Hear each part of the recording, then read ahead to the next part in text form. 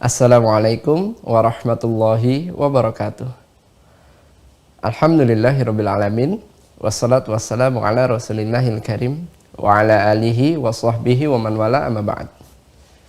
Alhamdulillah, bersyukur pada Allah Subhanahu wa taala yang masih memberikan kesempatan kepada kita semua untuk bisa kembali berjumpa pada pertemuan subuh kali ini di hari Jumat 8 Sya'ban 1443 Hijrah atau bertepatan dengan 11 Maret 2022.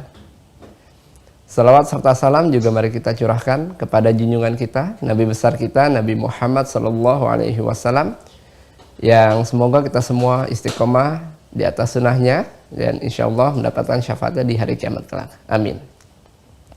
Selamat datang Mahasantri Mira Institute yang semoga kita semua dirahmati oleh Allah Subhanahu wa taala. Izin mengingatkan bagi teman-teman yang sudah tergabung pada sesi Zoom di pertemuan subuh kali ini untuk bisa merubah format namanya sesuai dengan format yang sudah tertera pada layar teman-teman sekalian, agar tim admin bisa memberikan akses kepada teman-teman sekalian dan memastikan bahwa teman-teman sudah tergabung menjadi mahasantri di Mira Institute. Sebelum sesi kajian kita mulai, izin untuk mengingatkan untuk senantiasa menjaga adab-adab kita dalam bermajelis. Ikhlaskan hati kita, luruskan niat kita hanya untuk mencari ridho Allah Subhanahu wa taala. Serius dalam menyimak kajian yang akan disampaikan. Gunakan pakaian terbaik yang sopan, yang sesuai dengan syariat. Duduk yang baik, tidak sambil rebahan, tidak sambil makan, dan kami harapkan tidak sambil melakukan kegiatan apapun agar teman-teman bisa fokus menyimak materi yang akan disampaikan. Semoga dengan kita memperhatikan adab-adab kita di hadapan ilmu, Allah turunkan keberkahan untuk kita semua sehingga Allah mudahkan kita untuk bisa memahami dan juga mengamalkannya dalam kehidupan kita sehari-hari. Insya Allah sesaat lagi kajian akan segera kita mulai. Untuk itu mari kita persiapkan hati kita, pikiran kita, tepikan hal-hal yang bisa mengganggu fokus kita selama kajian berlangsung. Terima kasih atas perhatiannya. Assalamualaikum warahmatullahi wabarakatuh.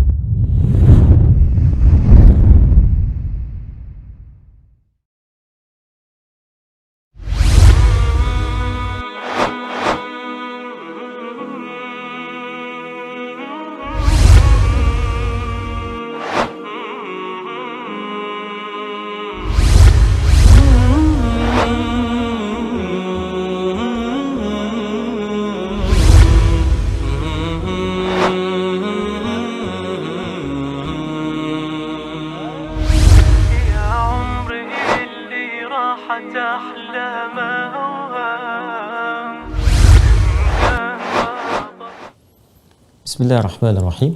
Assalamualaikum warahmatullahi wabarakatuh. Alhamdulillahi wa kafa.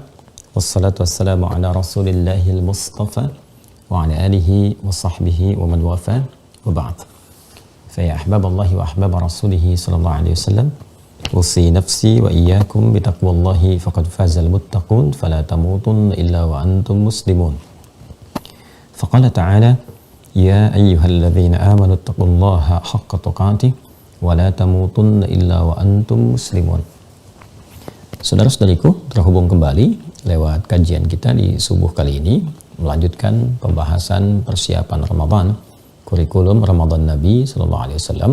Semoga pertemuan ini sebelumnya dan boleh jadi yang akan datang diridhai oleh Allah Subhanahu wa Ta'ala.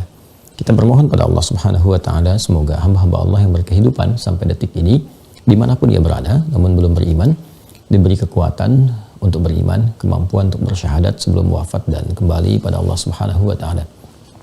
Pun demikian, semoga para pelaku maksiat diberikan kekuatan, kemampuan untuk bertobat dan memperbaiki sisa kehidupan sehingga lebih baik dibandingkan dengan hari-hari sebelumnya yang telah dilalui.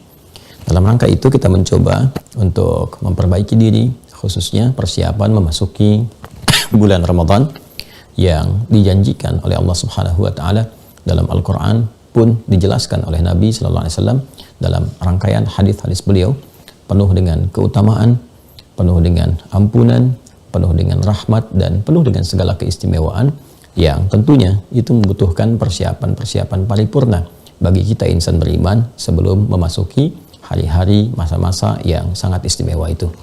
Karena itu kita mesti mengenal keistimewaan dimaksud dan menghadirkan motivasi dari pengenalan dimaksud untuk bisa menyiapkan diri kita sebaik mungkin dalam memasuki Ramadan, khususnya di tahun ini.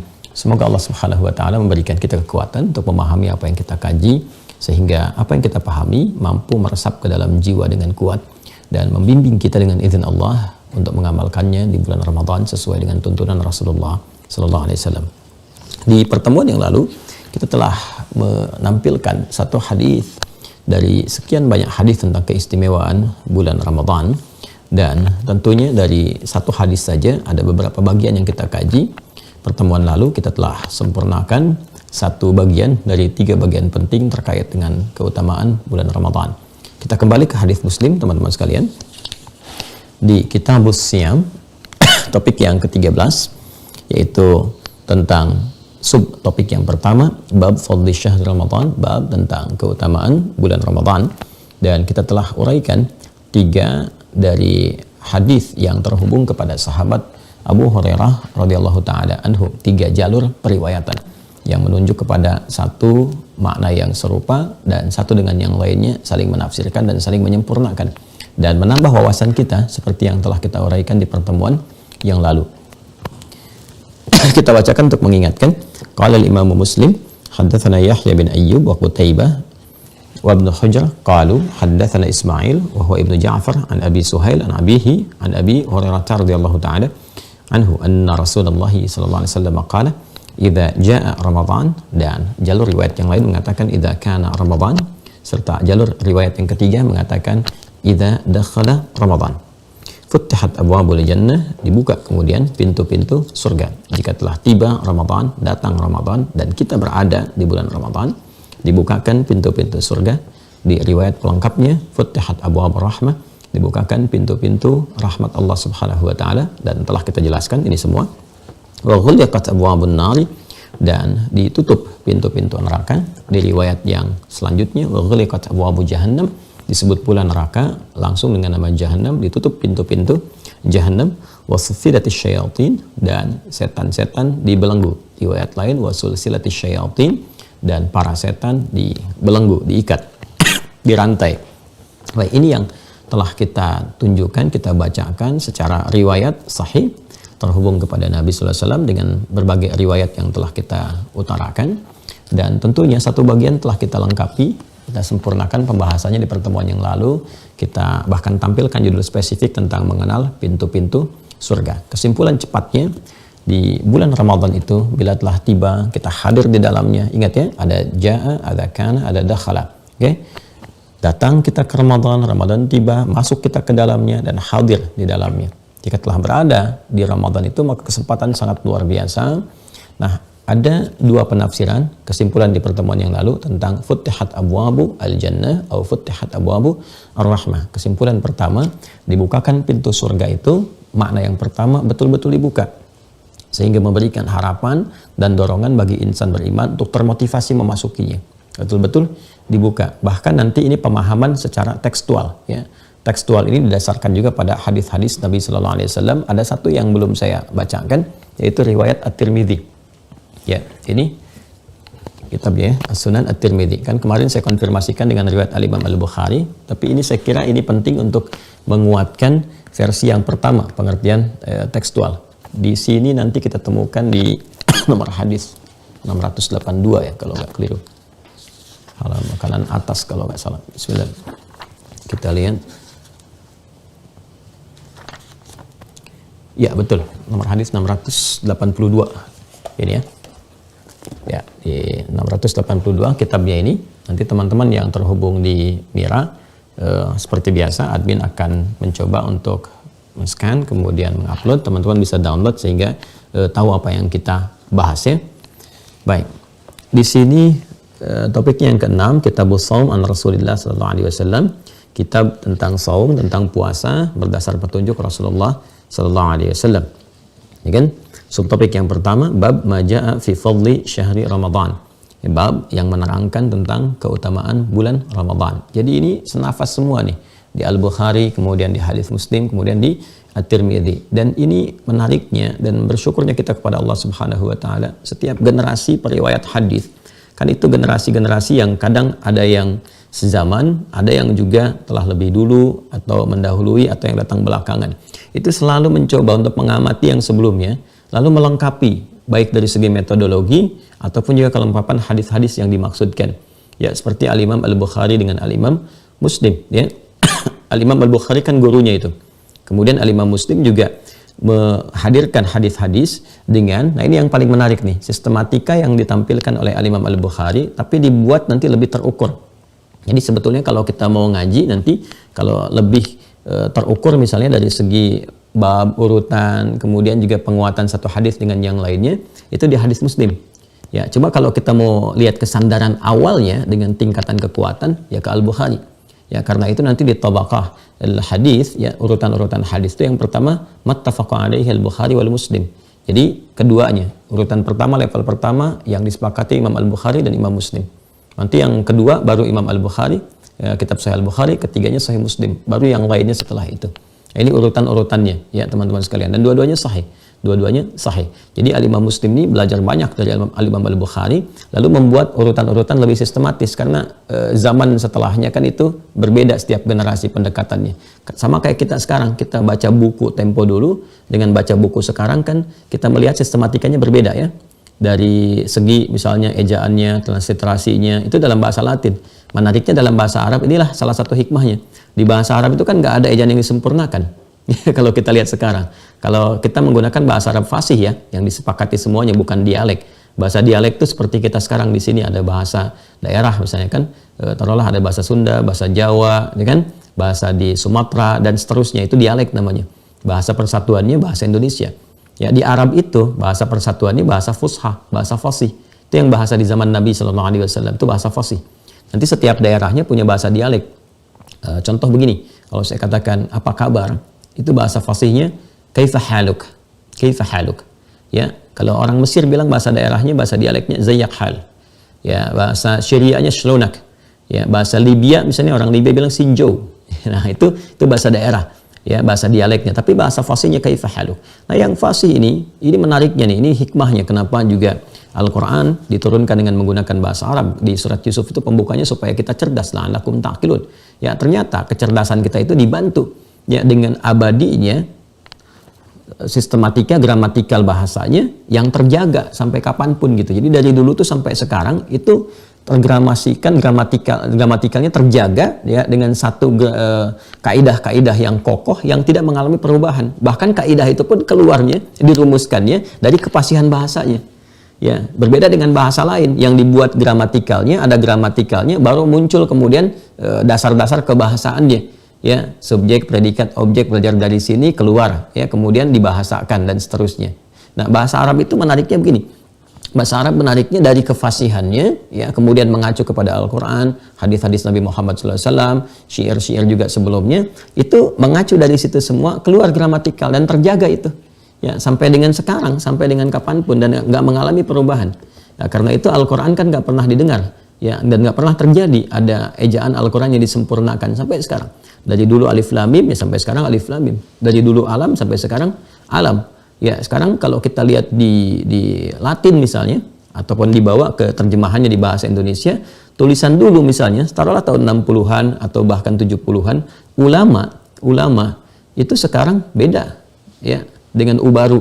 Ulama kan oe, ulama kan oe kan. Nah, sekarang U baru jadi U begini, ya kan? Kemudian Y dulu pakai J, sekarang Y-nya sudah ada simbolnya sendiri. Kan dulu pakai DJ, sekarang juga ada simbolnya sendiri. Nah, ini yang saya maksudkan, ada dalam setiap buku itu ada pedoman transliterasi, ya. Nah, karena itu menariknya bagi kita teman-teman sekalian, bahkan dalam hadis pun kalau kita menemukan ini saling menyempurnakan. Jadi menghadirkan kepada kita inspirasi untuk bagaimana membuat sistematika dalam penulisan. Ini nanti diamati, ini diriset, ya, termasuk oleh para orientalis. Jangan salah, ya, kalau kita belajar perkembangan sejarah sejak kemajuan Islam dan umat Islam di Barat, khususnya di Spanyol, di Andalusia, itu kan meninggalkan banyak warisan pengetahuan. Nah, itu dibawa ke Barat. Jadi Barat itu sebetulnya pondasi pengetahuannya dan pengembangan setelahnya itu pijakannya pada warisan keilmuan dari khazanah keislaman. Ya, itu kalau mau digali akan ketemu ke situ. Bagaimanapun kita mau mencari, tetap rujukannya, sumbernya akan ketemu ke situ. Karena waktu maju di Spanyol itu, di Andalusia, itu banyak sekali yang belajar, ya, minta beasiswa, ada yang belajar ke situ. Ya, dari Italia kan itu di Iberia itu, ya, sebagian Portugal dengan Spanyol. Datang ke situ banyak kan, dari yang dari Italia, dari beberapa yang dari Venesia, dari segalanya. Belajar ke situ, ya. Dan nanti pulang-pulang dari situ ketika ada gejolak politik pada masa itu semakin menurun dan berubah kemudian kekuasaan, kepemimpinan, maka harta warisan tadi dari nilai-nilai pengetahuan diambil, diterjemahkan, dipelajari dan sebagainya. Nah, di antaranya nanti yang bergerak di bidang itu sampai sekarang tuh, sampai sekarang. Bahkan ada kampus-kampus khususnya. Nah, kalau mau nanti pelajaran khusus, saya ada satu kurikulumnya tersendiri tentang gerakan orientalis, ya, gerakan orientalism. Jadi bagaimana nanti orang-orang yang fokus untuk meneliti itu hazanah warisan orang Islam itu disebut dengan orientalis namanya. Ya, misinya dua. Yang pertama adalah menemukan berbagai macam pengetahuan-pengetahuan yang bisa kemudian diambil dari situ, diterapkan dalam kehidupan mereka, direkomendasikan, ya, di pemerintahan A, pemerintahan B, negara A, negara B, itu mengutus para sarjana-sarjana mereka untuk belajar, ya, dari khazanah keislaman, di copy paste lalu dikembangkan, ya, dan itu untuk membangun negaranya. Sampai sekarang kalau kita mau jujur, silahkan cek, ya, di Spanyol, bahkan di Leiden yang terdekat kita juga, itu mereka setiap bergerak ke setiap tempat, baik melakukan ekspansi, ya, ekspansi dengan militer misalnya, kan kita bahasanya dijajah kan, ya, dulu Indonesia kan dijajah oleh Belanda, pernah Portugis dan sebagainya dan seterusnya. Ya, di Islam tidak ditemukan sifat-sifat seperti itu. Kalau mau jujur silakan jujur, ya, objektif gitu, ya, objektif dengan pengetahuannya. Nah, itu setiap datang penjajah dengan gerakan 3G dulu dikenalnya kan, God, Glory, and Gospel, itu datang, itu salah di antara pasukannya itu selalu ada misionaris. Nah, itu nanti akan mengambil tuh nilai-nilai intelektual, selain datang mengambil harta benda, kalau ke kita rempah-rempah dan sebagainya, gitu kan, untuk meraih kemudian juga gerakan invasi tertentu, itu di antara mereka juga ada intelektualnya. Namanya orientalis, itu yang mengambil hazanah pemikirannya, ya, karya intelektualnya. Makanya banyak kemudian karya intelektual kita, termasuk ulama-ulama kita itu ditemukannya di mana? Di Leiden, di Belanda. Dibawa itu. Jadi bukan hanya bawa rempah-rempahnya, karya intelektualnya pun dibawa. Nah, itu bagian yang pertama, teman-teman sekalian. Nanti itu satu. Yang kedua, para orientalis pun nanti belajar mengembangkan dari sistematika penyusunan karya tulis dari situ, sampai nanti ada banyak riset, termasuk di hadis itu ada Wensing gitu, ya, misalnya, itu kitabnya besar tuh, meneliti hadis, indeks hadis tuh yang bikin dulu orientalis dari Belanda, minta bantuan ke orang Arab dari Mesir untuk bisa mengetahui, ya, kan awalnya nggak bisa bahasa Arab itu. Nanti ada yang riset di bidang Quran, riset di bidang hadis, kan, riset dan sebagainya, beberapa riset di bidang yang lainnya. Nanti mereka mengambil manfaat juga memetakan sistematika. Sampai nanti footnote kan ditemukan di Barat, tapi belajarnya dari mana? Belajarnya dari risetnya kitab-kitab orang Islam. Ya, ini harus disadari, ya. Makanya banyak ngaji gitu, banyak ngaji, banyak belajar, ya, itu disyukuri. Tapi kita nggak bisa menyalahkan. Kenapa? Karena belajar itu kan terbuka. Kalau orientalis mempelajari, meriset, ya nggak boleh kita salahkan. Mereka meriset kok. Maka kita pun harus riset, baca lagi, pelajari lagi. Untuk apa? Mengkanter pada aspek yang kedua. Ya kan nggak salah kalau orang belajar terus mengembangkan di tempatnya. Itu kan nggak salah. Ya, yang salah itu ketika apa? Ketika apa yang dikembangkan itu dimanipulasi isinya. Nah, jeleknya orientalis itu di situ. Ya, jadi ketika mampu dikembangkan, mereka tidak ingin pengembangan ini berada di tempat lain, khususnya kejayaan umat Islam lagi. Makanya kadang-kadang di beberapa karya mereka itu dikasih racunnya, diarahkan kepada kurikulum yang berbeda. Jadi begitu meriset Quran misalnya, dilihat, mereka nggak temukan kelemahannya, tapi dicoba untuk mencari celah-celah yang membuat umat Islam terkecoh. Dibikin isu-isu misalnya, A, B, C, dan sebagainya. Di hadis juga begitu. Makanya muncul produknya sekarang, itu cuma produk yang sekarang tuh. Ya Islam liberal, kan? Apalagi misalnya, sekulerisme, kemudian apa yang dikenal dengan sepilis, pluralisme. Itu cuma produk-produk yang muncul sekarang. Kalau kita belajar pemikiran, kita tahu sumbernya dari mana. Ya. Jadi kalau Anda ingin kuat menangkal yang seperti itu, sampai dengan kita bisa tepikan itu semua, rajin baca. Minimal di bacaan sejarah, kita akan mengerti siapa yang bikin ini, siapa yang kemudian buat ini. Sampai kampus-kampus yang sekarang terkenal, yang saya kadang-kadang suka senyum gitu ya. Suka senyum sendiri gitu. Kenapa? Ada orang bangga gitu masuk di kampus-kampus tertentu yang sebetulnya itu produk orientalis. Produk orientalis. Ya, tapi memang nggak salah kalau belajar-belajar yang umum nggak ada masalah. Tapi yang unik tuh kalau belajar agama di situ. Itu besar kemungkinan pulangnya error gitu. Karena apa? Konsepsi yang dibuatnya bukan untuk penguatan, tapi untuk keraguan. Makanya kalau ada yang belajar keislaman ya, studi Islam yang saya maksudkan, bukan belajar yang ilmu-ilmu yang lainnya. Sobong misalnya kan di Paris, di Prancis, di Prancis misalnya. Kemudian ada McGill di Kanada. Lalu sekarang dibikin lagi juga Harvard juga demikian, punya Oxford juga punya. Itu punya divisi orientalisnya. Kajian ketimuran ya, timur yang dimaksud itu Islam. Ya, jadi ada kajian-kajian spesifik dan Anda jangan salah. Itu di barat itu kalau sudah spesifik satu bidang didalami betul. Didalami. Jadi kalau hadis itu didalami hadis, sejarah didalami sejarah, fokus betul. Ya, jangankan itu terkait dengan kita saja misalnya di Indonesia, itu ada ahli-ahlinya. Ya, ahli-ahli misalnya untuk Sunda itu ada betul ahlinya. Untuk Aceh ada, Melayu ada, dan sampai detil betul dipelajari. Ada yang nanti objektif, netral untuk pengetahuan, ada yang memang disponsori untuk misi. Ya, misinya apa ya? Salah satunya mencari kelemahan untuk riset itu bagaimana karakteristik masyarakatnya. Kalau secara politik, geopolitiknya nanti ya, karena tahu culture-nya begini, maka cara masuk nanti kalau ingin menguasai itu di bidang militer masuknya begini. Kalau ingin masuk di bidang ekonomi begini. Itu yang dilakukan Stockholm-nya. Ya, Stockholm-nya itu orientalis, tapi jangan salah. Itu belajarnya sampai direkomendasikan pergi ke Mekah dengan menyamar supaya mempelajari karakteristik orang-orang Islam, khususnya orang Aceh yang berbaur pada saat itu. Baca, makanya baca gitu. Jadi kita mengerti ya. Nah, apa hubungan dengan hadis? Nah, hadisnya balik ke sini. Jadi kita supaya nggak terlalu jauh ini untuk pengetahuan ya. Kadang-kadang kita kalau berselancar dalam sejarah itu masya Allah gitu, kita bisa temukan bahwa dunia ini konsepsinya ya kalau dibuat oleh manusia berulang begitu saja sampai dengan sekarang pun. Jadi kita bisa petakan ya, hanya meregeneralisasi kembali ya apa yang terjadi di masa lalu, dan karena itu orang-orang bilang sejarah berulang. Itu sebenarnya kalimat-kalimat fitrah yang keluar di lisan manusia yang Al-Quran sudah tegaskan, watilkal ayyamu nudawiluha bainan nas. Dan hari-hari yang telah berlalu itu terkadang itu akan berputar kembali di masa lalu kalau genealoginya tersambung dengan rasa-rasa yang sama. Itu kalau di riset bagus banget tuh. Coba pernah nggak meriset siapa yang tersambung genealoginya ke Fir'aun? Itu kan mewarisi pemikirannya gitu. Ke Korun ada nggak? Terus itu cara berpikirnya akan serupa dan seterusnya. Dan bagaimana mengatasinya? Al-Quran sudah ada nih. Ini versus ini solusinya begini. Dah, jangan terlalu jauh ya, balik ke sini dulu. Yang ingin saya katakan adalah baik di Sahih Al-Bukhari, Sahih Muslim, nah ini sekarang di At-Tirmidzi untuk memberikan penguatan pada penafsiran yang pertama. Ya. Baik, mari kita lihat teman-teman sekalian. Bab maja'a fi fadli syahr Ramadan. Bab subtopik ya yang terkait dengan keutamaan bulan Ramadan. Hadis nomor 682. Qala al-Imam At-Tirmidzi حدثنا أبو كريب محمد بن الأعلى ابن كريب حدثنا أبو بكر بن ابن عياش عن الأعمش عن أبي صالح عن أبي هريرة. Ya, nah ini tuh kan tersambung di satu figur yang sama kan, Abu Hurairah radhiyallahu taala anhu. Qala, beliau menyampaikan, qala Rasulullah sallallahu alaihi wasallam, Rasulullah sallallahu alaihi wasallam pernah bersabda, "Idza kana awwalu lailatin min syahri Ramadan." Nah, ini dia. Ini yang saya maksudkan saling melengkapi satu dengan yang lainnya, gitu kan?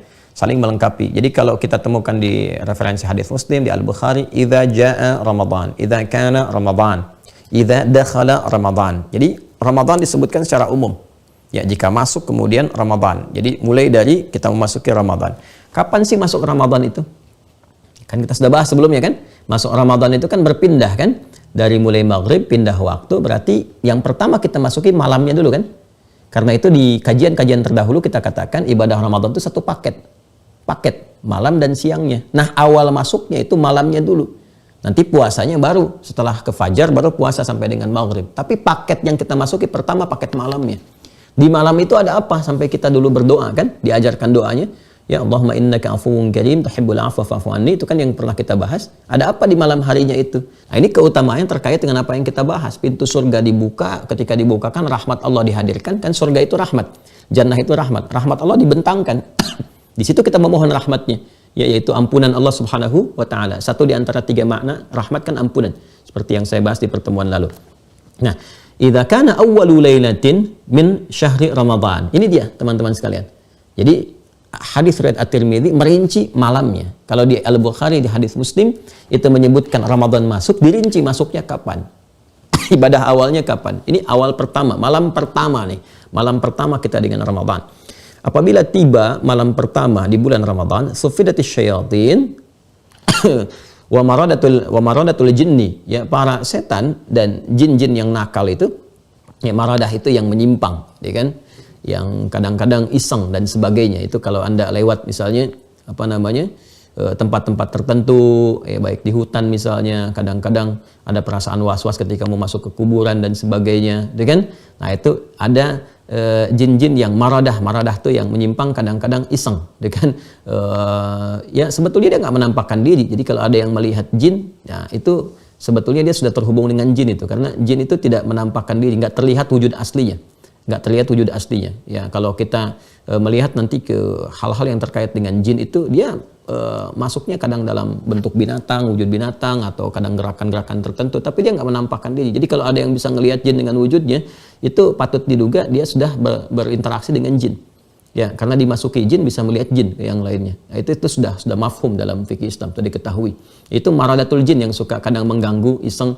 Ya, tapi kalau ngajak maksiat itu setan. Kalau sudah ngajak maksiat, setan. Ya, tapi kalau sudah misalnya taruhlah Anda ada gangguan dan sebagainya, kadang-kadang itu kan gimana keadaan iman kita juga. Kalau iman kitanya kuat, bagus, ya mereka menjauh, ada cahaya yang mereka pun silau ya dari nilai aura-aura ibadah dan sebagainya. Tapi kalau kadang-kadang tertentu misalnya kitanya udah was-was masuk ke tempat gelap, sudah was-was tertentu, tiba-tiba benda bergerak itu dan seterusnya, atau ada kadang suara ini itu misalnya, nah itu maradatul jin. Ya, jin yang maradah tuh bisa ngeyel, ya, iseng, atau juga kadang-kadang muncul sifat-sifat tidak baiknya. Tapi kalau sudah menggoda kepada kemaksiatan, itu syayatin namanya, syaitan. Ya minal jinnati wan nas, itu sifat yang bisa melekat kepada makhluk apapun yang menjauhkan dari Allah Subhanahu wa taala. Sufidati syayatin wa maradatul jinni, ya, jin-jin yang nakal dengan para setan itu dibelenggu. Ya, wa ghulqat abwabu an-nari. Kemudian ditutup pintu-pintu neraka. Falam yuftah minha babun, dan tidak dibukakan satupun dari pintu neraka itu. Wa futtihat abwabul jannah. Nah, ini yang akan kita tegaskan dari versi yang pertama.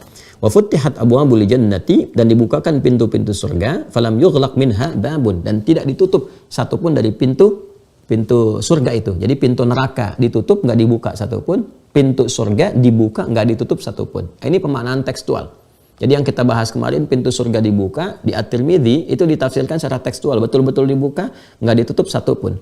Kemudian wa yunadi munadin ya baghiyal khairi aqbil wa ya baghiyasy syarri aqsir. Maka dari setiap kemudian pintu-pintu surga itu ada penyeru. Wahai orang yang berkehendak mengerjakan kebaikan, cepat kerjakan. Ya. Kemudian dan orang-orang yang berniat berbuat buruk, jaga itu, jangan lakukan, tahan itu, kan? Nah, karena itu dari hadis tekstual ini ada yang memaknai dengan itulah sebabnya kita bisa mendapatkan motivasi sejak malam pertama Ramadan. Ya, kenapa? Karena secara tekstual dimaknai pintu surga betul-betul dibuka dengan izin Allah Subhanahu wa taala, nerakanya kemudian ditutup, dan dari situ ada penyeru untuk memotivasi kepada kebaikan. Ya baghiyal khairi aqbil. Hei orang yang sedang ingin berbuat baik, cepat kerjakan. Wa ya baghiyash syarri aqsir. Hei orang yang ingin berbuat buruk, tahan, jangan lakukan. Ini yang menjadikan malam pertama Ramadan, kan ini hadisnya, idza kana awwalu lailatin min syahr Ramadan. Jika malam pertama Ramadan tiba, ini yang menjadikan malam pertama Ramadan semua tergerak pada kebaikan. Ya bahkan yang jarang ke masjid, pelaku keburukan, kejahatan pun bisa menahan dulu gitu kan. Itu fitrahnya karena ada penyeru yang seruan ini bukan didengar telinga, tapi meresap ke dalam jiwa kita, menggerakkan fitrah kita gitu. Ini yang dimaksudkan. Jadi ini pengertian tekstualnya yang dikuatkan oleh hadis riwayat At-Tirmidzi ya rahimahullah, walillahi utaqa'u minan nari wa dzalika kulla lailatin. Dan Allah Subhanahu wa taala menyediakan ini kesempatan untuk membebaskan orang-orang yang jahat, yang buruk, pelaku kriminal ya dari ancaman-ancaman neraka. Dan itu berlangsung setiap malam. Jadi setiap malam itu yang kita maksudkan. Ya Allah bentangkan kemuliaan-kemuliaan, diberikan kesempatan-kesempatan untuk mohon ampunan. Karena itu setiap malam kita diajarkan oleh Nabi sallallahu alaihi wasallam untuk berdoa. Ya Allahumma innaka afuwwun karim tuhibbul afwa fa'fu anni. Ini keterkaitan, semua terkorelasi hadis-hadis itu. Ya, setiap babnya itu nyambung, melengkapi. Nah, ini pengertian tekstualnya. Yang kontekstualnya dikaitkan dengan amalnya. Ya, mengambil kata wa ya baghiyal khairi aqbil. Para pelaku kebaikan, cepat kerjakan. Jadi mengorelasikan pintu surga itu dibuka seperti yang telah kami jelaskan kemarin dengan amalan-amalan. Ya, pintunya lewat amal itu. Seakan-akan kalau pengen masuk surga, ya cepat masuknya lewat pintu amalan-amalan ini. Ada pintu sedekah, pintu sholat, pintu puasa, pintu zakat, pintu tahajud. Maka di Ramadan semua dibuka. Itu yang dimaksudkan. Jadi dibukalah semua pintu-pintu surga melalui pintu amalan itu dan diberikan kita motivasi kuat untuk mengerjakannya. Jadi maksudnya apa? Kalau kita gabungkan semua hadisnya, mumpung masih dibuka di fitrah kita itu kekuatan dan motivasi untuk beramal, cepat kumpulkan amalan itu sebelum tiba Ramadan, catat. Ini yang kemarin kita lakukan. Ada amal apa saja amalan intinya. Nanti di Ramadan begitu fitrahnya dibuka, cepat kerjakan. Karena nggak mudah menemukan keadaan fitrah terbuka itu. Ya, karena itu dimulai dari sejak malam pertama Ramadan. Kalau nggak dimanfaatkan malam pertamanya, kesananya itu pasti akan menurun. Nggak percaya silahkan. Jadi kalau kesempatan yang awal pertama Ramadan, malam pertama kita manfaatkan betul. Dan kita sudah punya agendanya, kurikulumnya. Dengan berdoa dari awal Ramadan, masuk berdoa juga, minta dikuatkan jiwa kita. Itu kan yang kita mulai, Allahumma ahillahu alaina bil yumni wal iman, ya kan? Wassalamati wal islam rabbi wa rabbuka Allah. Kita minta betul, nanti Allah akan jaga. Dan ada konsistensi dari awal sampai akhir Ramadan. Ya, dan konsistensi itu bisa dilakukan kalau perencanaannya ada. Jadi ada acuan. Ya, kalau nggak ada acuan nanti bingung, ketika bingung, nah masuk lagi kemudian was-was yang lainnya. Ya, persiapan-persiapan yang kemudian terarah pada jalur yang berbeda. Ini yang dimaksudkan. Jadi maksud pertama pintu surga betul-betul dibuka. Yang kedua itu terapannya secara maknawi, secara kontekstualnya. Dibukanya pintu surga itu hanya bisa dimasuki lewat amal soleh. Maka ditafsirkanlah pada pemaknaan yang kedua itu, yang dimaksud dibukakan dorongan kita untuk beramal soleh sebaik-baiknya. Fitrah kita diseru untuk mengerjakan kebaikan dan ditahan dari keburukan. Dari sinilah harus dimanfaatkan supaya punya agenda amal soleh untuk dilakukan. Amal itu yang mengantarkan kita ke surga. Ya, dari pintu-pintu itu yang dimaksudkan dibuka. Sehingga ketika masuk benar-benar akan masuk surga, tasdidnya hilang. Seperti di Quran surah Az-Zumar yang kemarin, ayat 73 yang kita bacakan. Ya, wasiqal ladzina taqaw rabbahum ilal jannati zumara, ya, hatta idza ja'uha wa futihat. Tasdidnya kan hilang. Wa futihat abwabuha, dibuka betul-betul. Jadi yang sebelumnya kita beramal, kadang berliku, kadang sulit, kadang butuh motivasi 2 kali lipat, syiddah, sekarang dibuka sebaik-baiknya. Wa futihat abwabuha, ya. Jadi itu gambarannya yang kita lengkapi kemarin. Sekarang kita masuk bagian yang kedua, teman-teman sekalian. Kalau sudah paham, maksud saya begini sebelum pindah yang kedua. Kalau sudah paham dengan ini, kan kesimpulannya begini. Kesimpulan yang bagian pertama itu futihat abwabul jannah au abwabur rahmah. Ya, kesimpulannya ini yang pertama yang dibuka pintu-pintu surga, kan? Ya, kesimpulan yang pertamanya ini.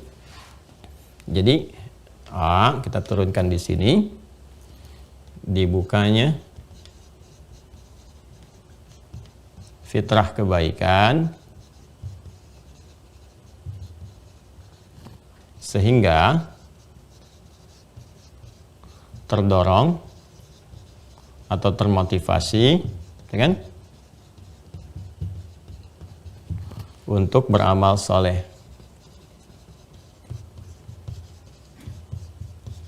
Ya, ini gambaran yang pertama ya teman-teman sekalian ya. Nanti dalil untuk yang ini tuh ada di hadis riwayat At-Tirmidzi, nomor hadis 682. Ya, rawinya sahabat Abu Hurairah. Kan? Subtopik tentang keutamaan Ramadan. Keutamaan bulan Ramadan.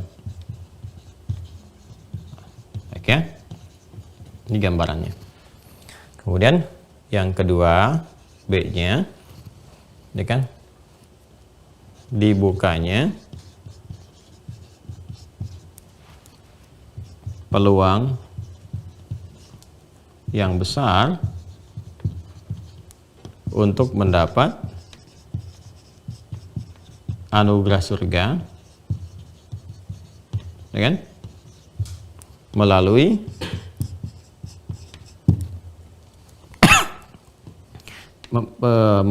amal soleh,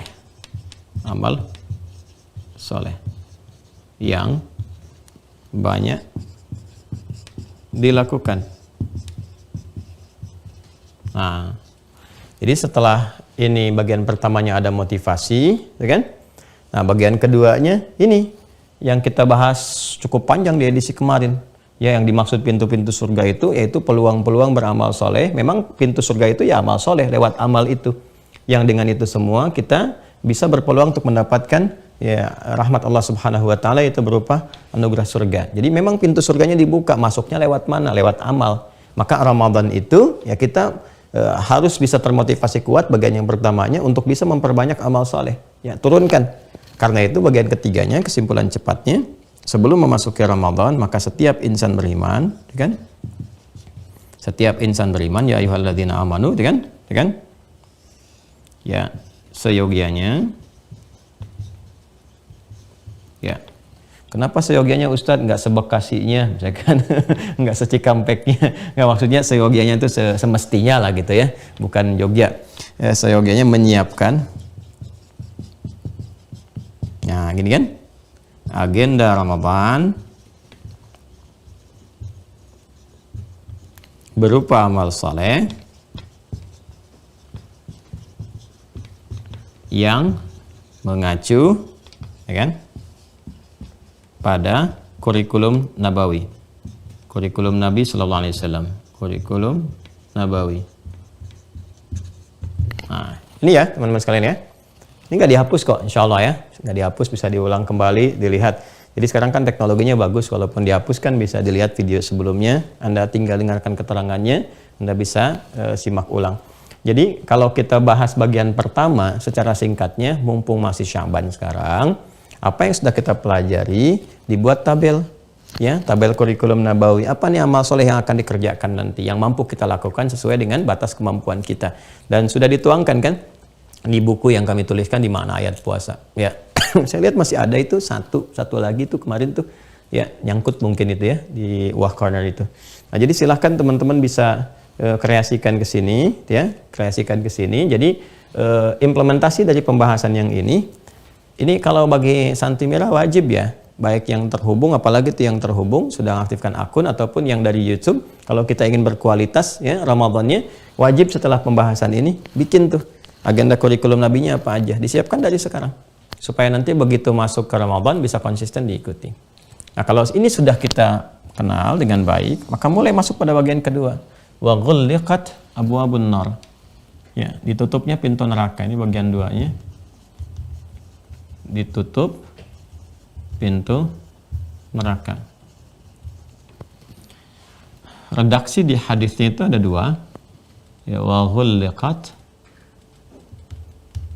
pakai tasdid abwab an-nar, dan juga wa ghulliqat redaksi yang kedua, awalnya serupa, wa ghulliqat abwabu jahannam. Ya. Jadi yang pertama, wa ghulliqat abwabun nar, pintu-pintu neraka ditutup, ini narnya yang disebutkan. Kemudian yang kedua, spesifik namanya, ya, wa ghulliqat abwabu jahannam, dan pintu-pintu jahanam itu ditutup. Baik, ada setidaknya teman-teman sekalian di sini dua pembahasan yang harus kita kaji. Seperti halnya kita membahas yang ini pula, bagian yang wa futtihat abwabul jannah. Ya, pembahasan pertama terkait ini adalah terkait pemaknaannya. Apa yang dimaksud pintu-pintu neraka itu ditutup, ya?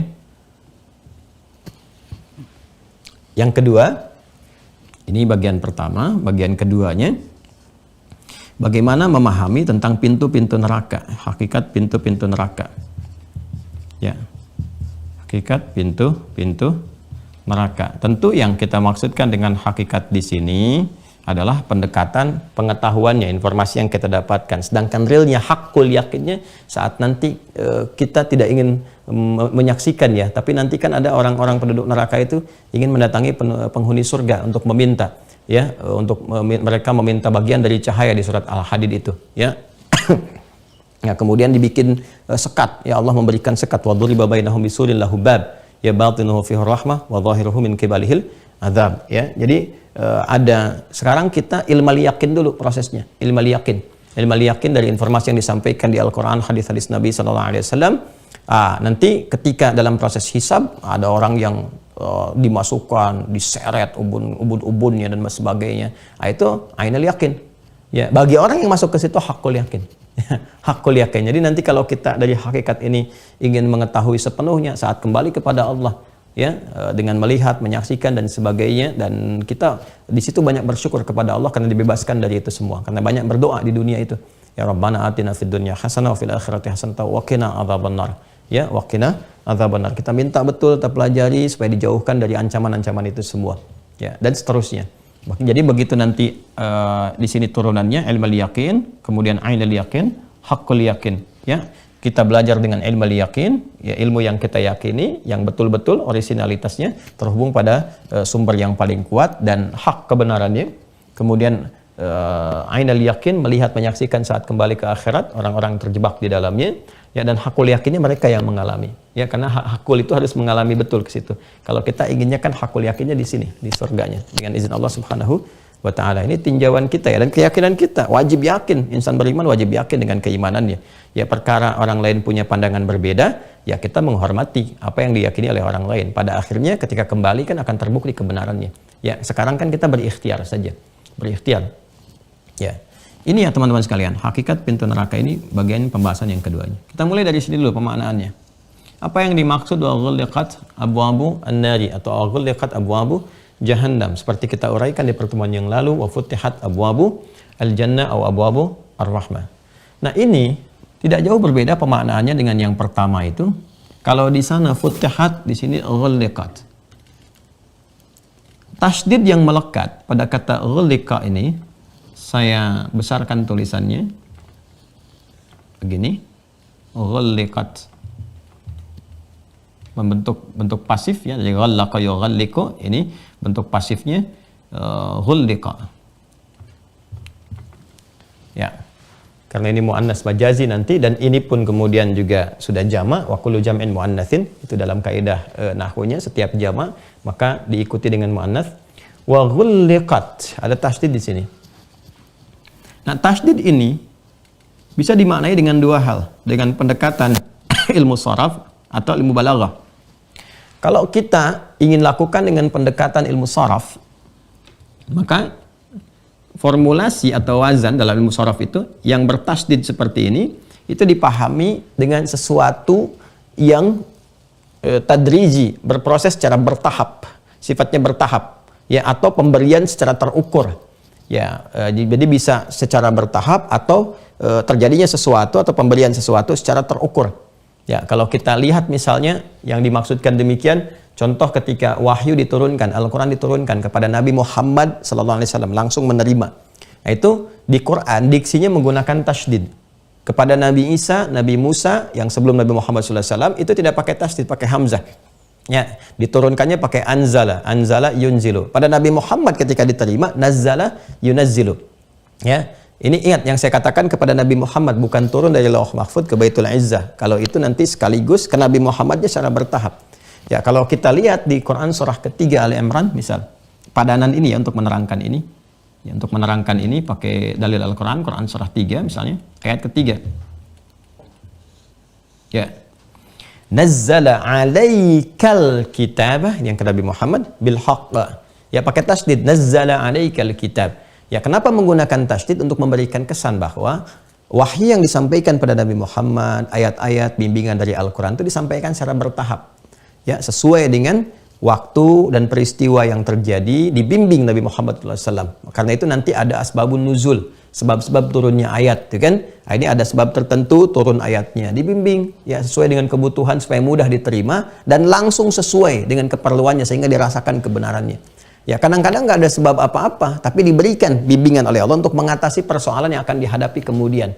Persoalannya belum turun, tapi turun ayat untuk membimbing. Ini seperti ini seperti ini bimbingannya seperti ini. Ya, ini berdasar tujuan-tujuan tertentu. Dan berlangsung kan kurang lebih selama 23 tahun. Kurang lebih ya, selama 23 tahun. Karena diberikan secara bertahap itu, ya ada proses yang berlangsung. Nah, maka itu menggunakan tasydid. Nazzala 'alaikal kitaba bil haqqi musaddiqan lima baina yadayhi wa anzalat taurata wal injil. Berbeda dengan Taurat dan Injil, pakai anzala bukan nazzala. Ya, kenapa? Karena diberikannya langsung. Nabi Musa alaihissalam di Tur Sina, ya kan, Bukit Sinai, kemudian menghadap Allah Subhanahu wa taala, mendapatkan wahyu seketika langsung 10 perintah. 10-10-nya nggak bertahap. Diberikan kembali ke umat, disampaikan.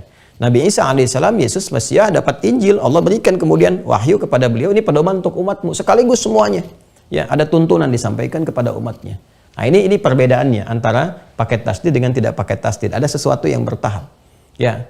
Terus yang kedua, misalnya tadi saya sampaikan pemberian sesuatu, ya, pemberian sesuatu yang terukur sifatnya sesuai dengan keperluan, ya. Seperti misalnya tentang cuaca, spesifik hujan misalnya. Ya, kalau kita lihat kan kalau ada hujan, nggak semua rata sedunia hujan, ya, tenggelam dunia. Ya kan? Tapi di sini ada yang hujan, sini ada yang tidak. Ini pun hujannya ini deras, ini gerimis, yang ini ada anginnya, yang ini tidak. Ya kan? Nah, nanti untuk apa diberikan itu? Pertama keteraturan. Yang kedua ada hikmah, nanti kesesuaian dengan perilaku hamba, perilaku manusia yang ada di lingkungan itu. Ya, ini manusianya nih yang seperti ini misalnya kan, hujan muncul deras untuk menunjukkan bahwa ini loh, kamu bikin aliran airnya nggak tepat, kamu bikin bangunannya nggak sesuai, supaya dikoreksi. Ini kalau banjir berbahaya. Yang ini ada perbuatan nih, misalnya kan mohon maaf nih, saya jalan ke satu kota berapa waktu lalu, kota itu dulu indah, bukitnya bagus tuh kan.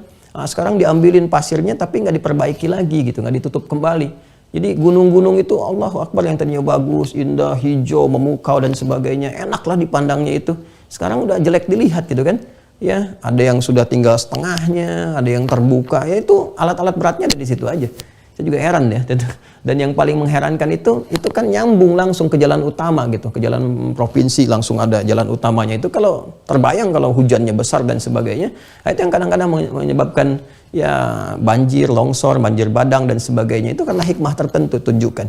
Ya, nanti ada yang gerimis, ada yang besar dan sebagainya. Nah, itu disesuaikan nanti dengan hikmah-hikmah tertentu dengan kehendak Allah karena ada hal-hal yang ingin ditampakkan dan semuanya baik. Baik sifatnya untuk memberikan kenyamanan, ya, yang tadinya kering disuburkan kembali, ada kesegaran, kan, ada untuk membersihkan yang kotor-kotor langsung turun dibersihkan, ada untuk menunjukkan hikmah kepada kita. Nah, karena itulah kemudian pengaturan cuaca plus turunnya hujan di dalamnya itu menggunakan bentuk tasydid. Itu ada di Quran surah 31, Luqman ayat 34. Ya, contoh Quran surah 31 ayat 34. Innallaha indahu ilmus sa'ah wa yunazzilul ghaith. Yunazzil bukan yunzil. Wa yunazzilul ghaith, dan menurunkan, mengatur cuaca secara terukur, menurunkan hujan dengan tertib rapi sesuai dengan kebutuhan-kebutuhan tertentu. Nah, ini teman-teman sekalian, kita ngaji itu di bahasa Arab aja dengan tasydid aja maknanya bisa dalam. Apalagi kalau itu terkait dengan firman Allah di Al-Qur'an itu, kalau kita belajar turunan ilmunya dan membaca Al-Qur'an, tidak ada kata lain selain Tabaraka Rahman, fabi ayyi ala'i rabbikuma tukadziban. Masya Allah. Jadi semua, bukan hanya ayatnya. Ayat itu satu ayat lengkap. Bukan hanya kalimatnya, lafadznya, hurufnya. Ya, jadi kalau kita ngaji ilmu ma'ani aja dengan pendekatan balaghah itu hurufnya itu luar biasa. Setiap hurufnya itu ada makna, ya. Karena ada harful mabna, harful makna. Itu di Al-Qur'an tuh harful makna semua tuh. Semua huruf punya arti. Ya. Nah, ini yang kedua, pendekatan balaghah. Pendekatan ilmu balaghah. Jadi kalau yang pertama ini menunjuk kepada sesuatu yang bertahap. Ya. Kalau di ilmu balaghah, sesuatu menggunakan tasydid itu bentuknya superlatif, sighah mubalaghah.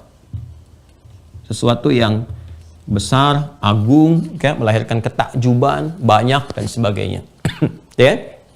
Nah, ini menariknya, baik dibukanya pintu surga ataupun ditutupnya pintu neraka, itu menggunakan formulasi yang serupa pakai tasydid. Ini futtihat, yang di sini futtihat. Yang ini ghulliqat, ada tasydidnya. Ya. Bagaimana memahami dengan dua pendekatan ini? Ya. Ada para ulama yang memahami dengan pendekatan ini, ya, saraf, ada yang memahami dengan pendekatan formulasi balaghah bentuk superlatif. Kalau dalam pendekatan ilmu saraf bagaimana terapannya? Seperti yang di surga itu dibukakan pintunya, yang dikorelasikan pemaknaannya dengan amal saleh, ini dengan amalan. Ya. Artinya, sejauh dia bersemangat menunaikan amal soleh itu dengan semangat terukur bebas. Nah, seperti itulah peluang pintu surga terbuka untuknya. Semakin lebar, semakin lebar, semakin lebar. Itu menggunakan tasydid menunjukkan bentuk tahapan. Jadi tahapan dia bisa membuka, memasuki surganya itu, yaitu kembali kepada amalnya. Kalau dia beramalnya bagus, peluang dapat rahmat Allahnya tinggi. Ya, jadi kembali ketika, kalau di fisika kan F1 sama dengan F2 gitu kan. Kalau F1-nya itu benar, bagus, kuat, ya F2-nya hasilnya kan bagus juga gitu. Ya. Nah, tapi kan hukum fisika juga di bab gaya, F berbanding lurus dengan P. Gaya berbanding lurus dengan tekanan. Selalu ada hambatan kan untuk menguji kesungguhan kita. Nyambung lah kalau kita mau kaitkan. Jadi kalau kita kembali ke sini, dibukanya secara bertahap itu metafor, makna kiasan yang mengembalikan pada keadaan kita, bagaimana kita sungguh-sungguh dalam beramal, seperti itulah dibuka. Ini pemaknaan yang pertama. Ya, pemaknaan yang pertama. Jadi secara kontekstual. Sama persis dengan ditutupnya pintu neraka. Ya, pemaknaan nanti setelah kita bahas tentang babnya ini, setelah bahas tentang neraka, pintu-pintunya dan sebagainya, nanti kesimpulan besarnya lawan dari sini. Kalau ini amal salah, kalau di sana kalau ini amal soleh, kalau di sini amal salah. Kalau di sini pintunya adalah taat, kalau di sini maksiat. Maksiat. Ya. Ah, jadi kalau yang di sini sepanjang orang mengerjakan amal soleh sebaik-baiknya, ya, sesemangat-semangatnya, seperti itulah terbuka kemudian pintu surga itu. Kalau dia semakin kuat, semakin lebar terbuka. Ini yang dimaksudkan tahapan-tahapannya. Semakin banyak dikerjakan, semakin banyak peluang yang terbuka di 8 pintu itu. Ya. Kalau yang ini, semakin jauh meninggalkan maksiat, semakin ditutup maksiat dalam kehidupan, ketika puasa berlatih meninggalkan maksiat, seperti itu pula ditutup pintu neraka. Jadi pintunya ada pada maksiat. Kalau kita ingin menutup pintu itu dengan rapat, jauhi maksiat, tinggalkan maksiat. Ini pemaknaan yang pertama. Jelas ya? Jadi seperti ini mengerjakan amal soleh, yang ini meninggalkan amal salah. Yang ini meningkatkan taat, yang ini kemudian meredam maksiat. Jadi sepanjang kita kuat menutup pintu maksiat, seperti itu pula pintu neraka ditutup. Karena pintu neraka itu pintunya lewat maksiat. Syirik, maksiat. Ya, pembunuhan, maksiat, korupsi, maksiat, penipuan, zina, maksiat. Jadi kalau kita menghindari zina, wala taqrabu zina, jangan dekati zina, kita jauhi, jangan dekati. Nah, itu kita sedang nutup pintu neraka tuh. Ya. Nah, jangan membunuh, kita jauhi, jangan lakukan. Jangan mencuri, jangan korupsi, jauhi, ya kan? Jangan syirik, inna syirka la dzulmun 'adzim, jauhi syirik. Sepanjang kita kuat menutup itu semua, maka amal kita yang menjauhi yang salah itulah yang menjadikan kita tertutup dari peluang-peluang pintu neraka. Ini pemaknaan yang pertama secara kontekstual. Jelas ya? Jadi sepadan dengan yang ini. Yang kedua, ya, balaghah. Superlatif, memang ditutup setutup-tutupnya. Ini yang pemaknaan tadi secara tekstual di At-Tirmidzi tadi, teman-teman sekalian, ya. Jadi kalau kita kembali kepada hadis At-Tirmidzi dengan menggunakan pemaknaan tekstualnya secara lafaz langsung, ya, ini memberikan kesan kepada kita yang memang ditutup. Karena ditutup itulah kemudian fitrah kita diseru supaya tidak berbuat maksiat. Ya baghiya syarri aqsir. Hei, yang tadinya ingin berbuat maksiat, tahan, jangan lakukan. Ya. Nah, nanti gambarannya pintu nerakanya ditutup. Ditutupnya pintu neraka betul-betul ditutup sehingga nanti ada penyeru, jangan dilakukan, tahan. Itu sejak pertama Ramadan, kan? Jangan dilakukan. Ya, jadi ketika pintu surga dibuka, secara fitrah terdorong kebaikan dan secara fitrah juga menahan keburukan, tahan. Nah, ini pemaknaan yang kedua dalam bentuk superlatif. Jadi untuk menunjukkan superlatif itu kan sesuatu yang agung, istimewa, yang besar. Saking istimewanya Ramadan, saking agungnya bulan ini, Allah Subhanahu wa taala dengan kebesaran zatnya, dengan segala keagungannya, maka membuka pintu surga, dibukakan dengan keagungan Allah, ditutup pintu neraka, ditutup dengan keagungan Allah Subhanahu wa taala. Nah, keduanya ini bisa disatukan. Keduanya bisa disatukan, baik pemaknaan tekstual ataupun kontekstual. Jadi kalau kita satukan seperti memaknai yang ini, kesimpulannya nanti Allah Subhanahu wa taala benar-benar menutup pintu neraka, dan jalan untuk menutupnya, ikhtiarnya diberikan kepada kita dengan cara meninggalkan maksiat. Itu kesimpulan cepatnya. Jelas ya? Nah. Tapi ketika menggunakan tasdid, ini menunjukkan bahwa prosesnya ini tidak mudah. Mesti ada ikhtiar, mesti ada perjuangan dari kita. Ya, karena itu masuk surga itu diikat dengan perjuangan. Ya, diikat dengan apa? Perjuangan. Ya, ini ada di Quran surah ke-3 Al-Imran ayat 142. Ya. Am hasibtum an tadkhulul jannata? Ya, coba lihat Quran surah ke-3 Al-Imran ayat 142, paling kiri sebelah atas di mushaf. Ya, am hasibtum an tadkhulul jannata walamma ya'lamillahu alladhina jahadu minkum wa ya'lamas sabirin. Ya, apakah kalian juga begitu mudah masuk ke surga itu, ingin mudah ke surga, sementara belum nampak dari kalian kesungguhan perjuangannya. Jahadu itu kan turunannya dari kata al-juhdu. Kalau diturunkan jahadu, ya jahada yujahidu kan? Jahadu, ini ada waw dan ada alif sini. Ini akar mula katanya itu dari kata al-juhdu. Kesungguhan, keseriusan. Nanti dari sini ada 3, hybridnya ada 3 pecahannya. Jadi ijtihada, kesungguhan dalam merencanakan. Ini rumus sukses ya. Kayak saya kalau ngajar di perusahaan-perusahaan itu, di manajemen sukses, saya suka mengeluarkan kurikulum Quran. Ada beberapa perusahaan yang kita train juga, ya kita diundang sebagai trainer. Tapi menarik tuh dengan pendekatan spiritual. Jadi dari sudut pandang spiritual apa? Yang perusahaan modern itu kan begitu. Sudut pandang intelektualnya bagaimana, sesuai dengan spesialisasinya. Misalnya kalau di minyak, dari sudut pandang perminyakan, manajemennya bagaimana? Itu kan intelektualnya. Ya, tapi kan dalam bekerja itu ada 2 hal lagi yang mempengaruhi. Sudut pandang emosional dengan spiritual. Ya memang pintar, tapi emosionalnya nggak bagus. Ya sedikit-sedikit marah, sedikit-sedikit nggak puas gini, ya nggak bagus juga pekerjaannya. Apalagi dengan keadaan spiritualnya juga yang tidak stabil misalnya. Nah ini kita bisa masuk dengan pendekatan ini. Dan dahsyatnya di Al-Quran itu bangunan spiritual, ya itu menggerakkan dan menguatkan sisi emosional yang mensupport kepada sisi intelektual. Dan nyambung juga. Ya, nyambung juga. Nah, ini diantaranya nih turunannya teman-teman sekalian. Jadi ini turunan dari sini hybridnya ada ijtihada. Kemudian karakteristiknya sifatnya disebut ijtihad. Kemudian ada jihad. Ada mujahadah. Nah, ini turunannya.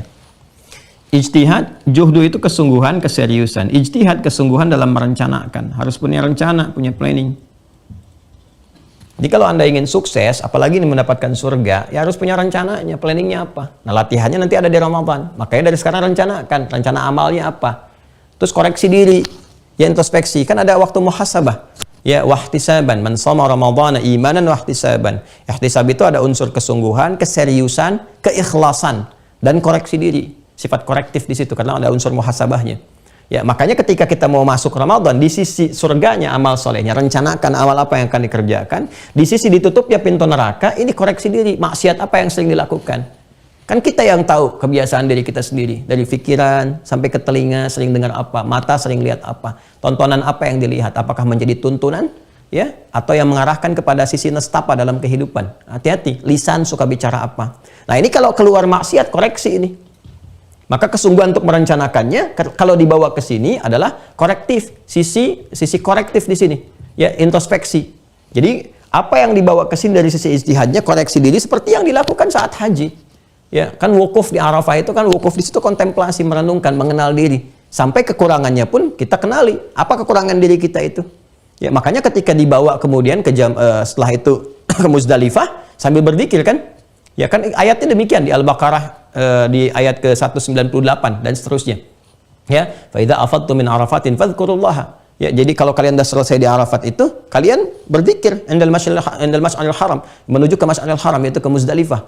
Ya, datang kemudian, ya kalau kita urutkan kan dari ayat umrah haji itu, ya dari ayat 196 sampai ke 203. Ya, atimul haji wal umrata lillah, terus sampai 198, 199 sampai dengan ayat 203-nya. Itu rangkaian semua. Jadi dari Arafah kemudian ke Masy'aril Haram, ke Muzdalifah diminta zikir untuk mengingat kekurangannya apa. Makanya dari situ kita membawa batu kan ke jamarat itu. Itu kan gambaran. Ya, gambaran. Jadi simbolisasi dari bagaimana kita bersungguh-sungguh untuk melontar sifat-sifat buruk kita dari pengaruh setan, ya kan?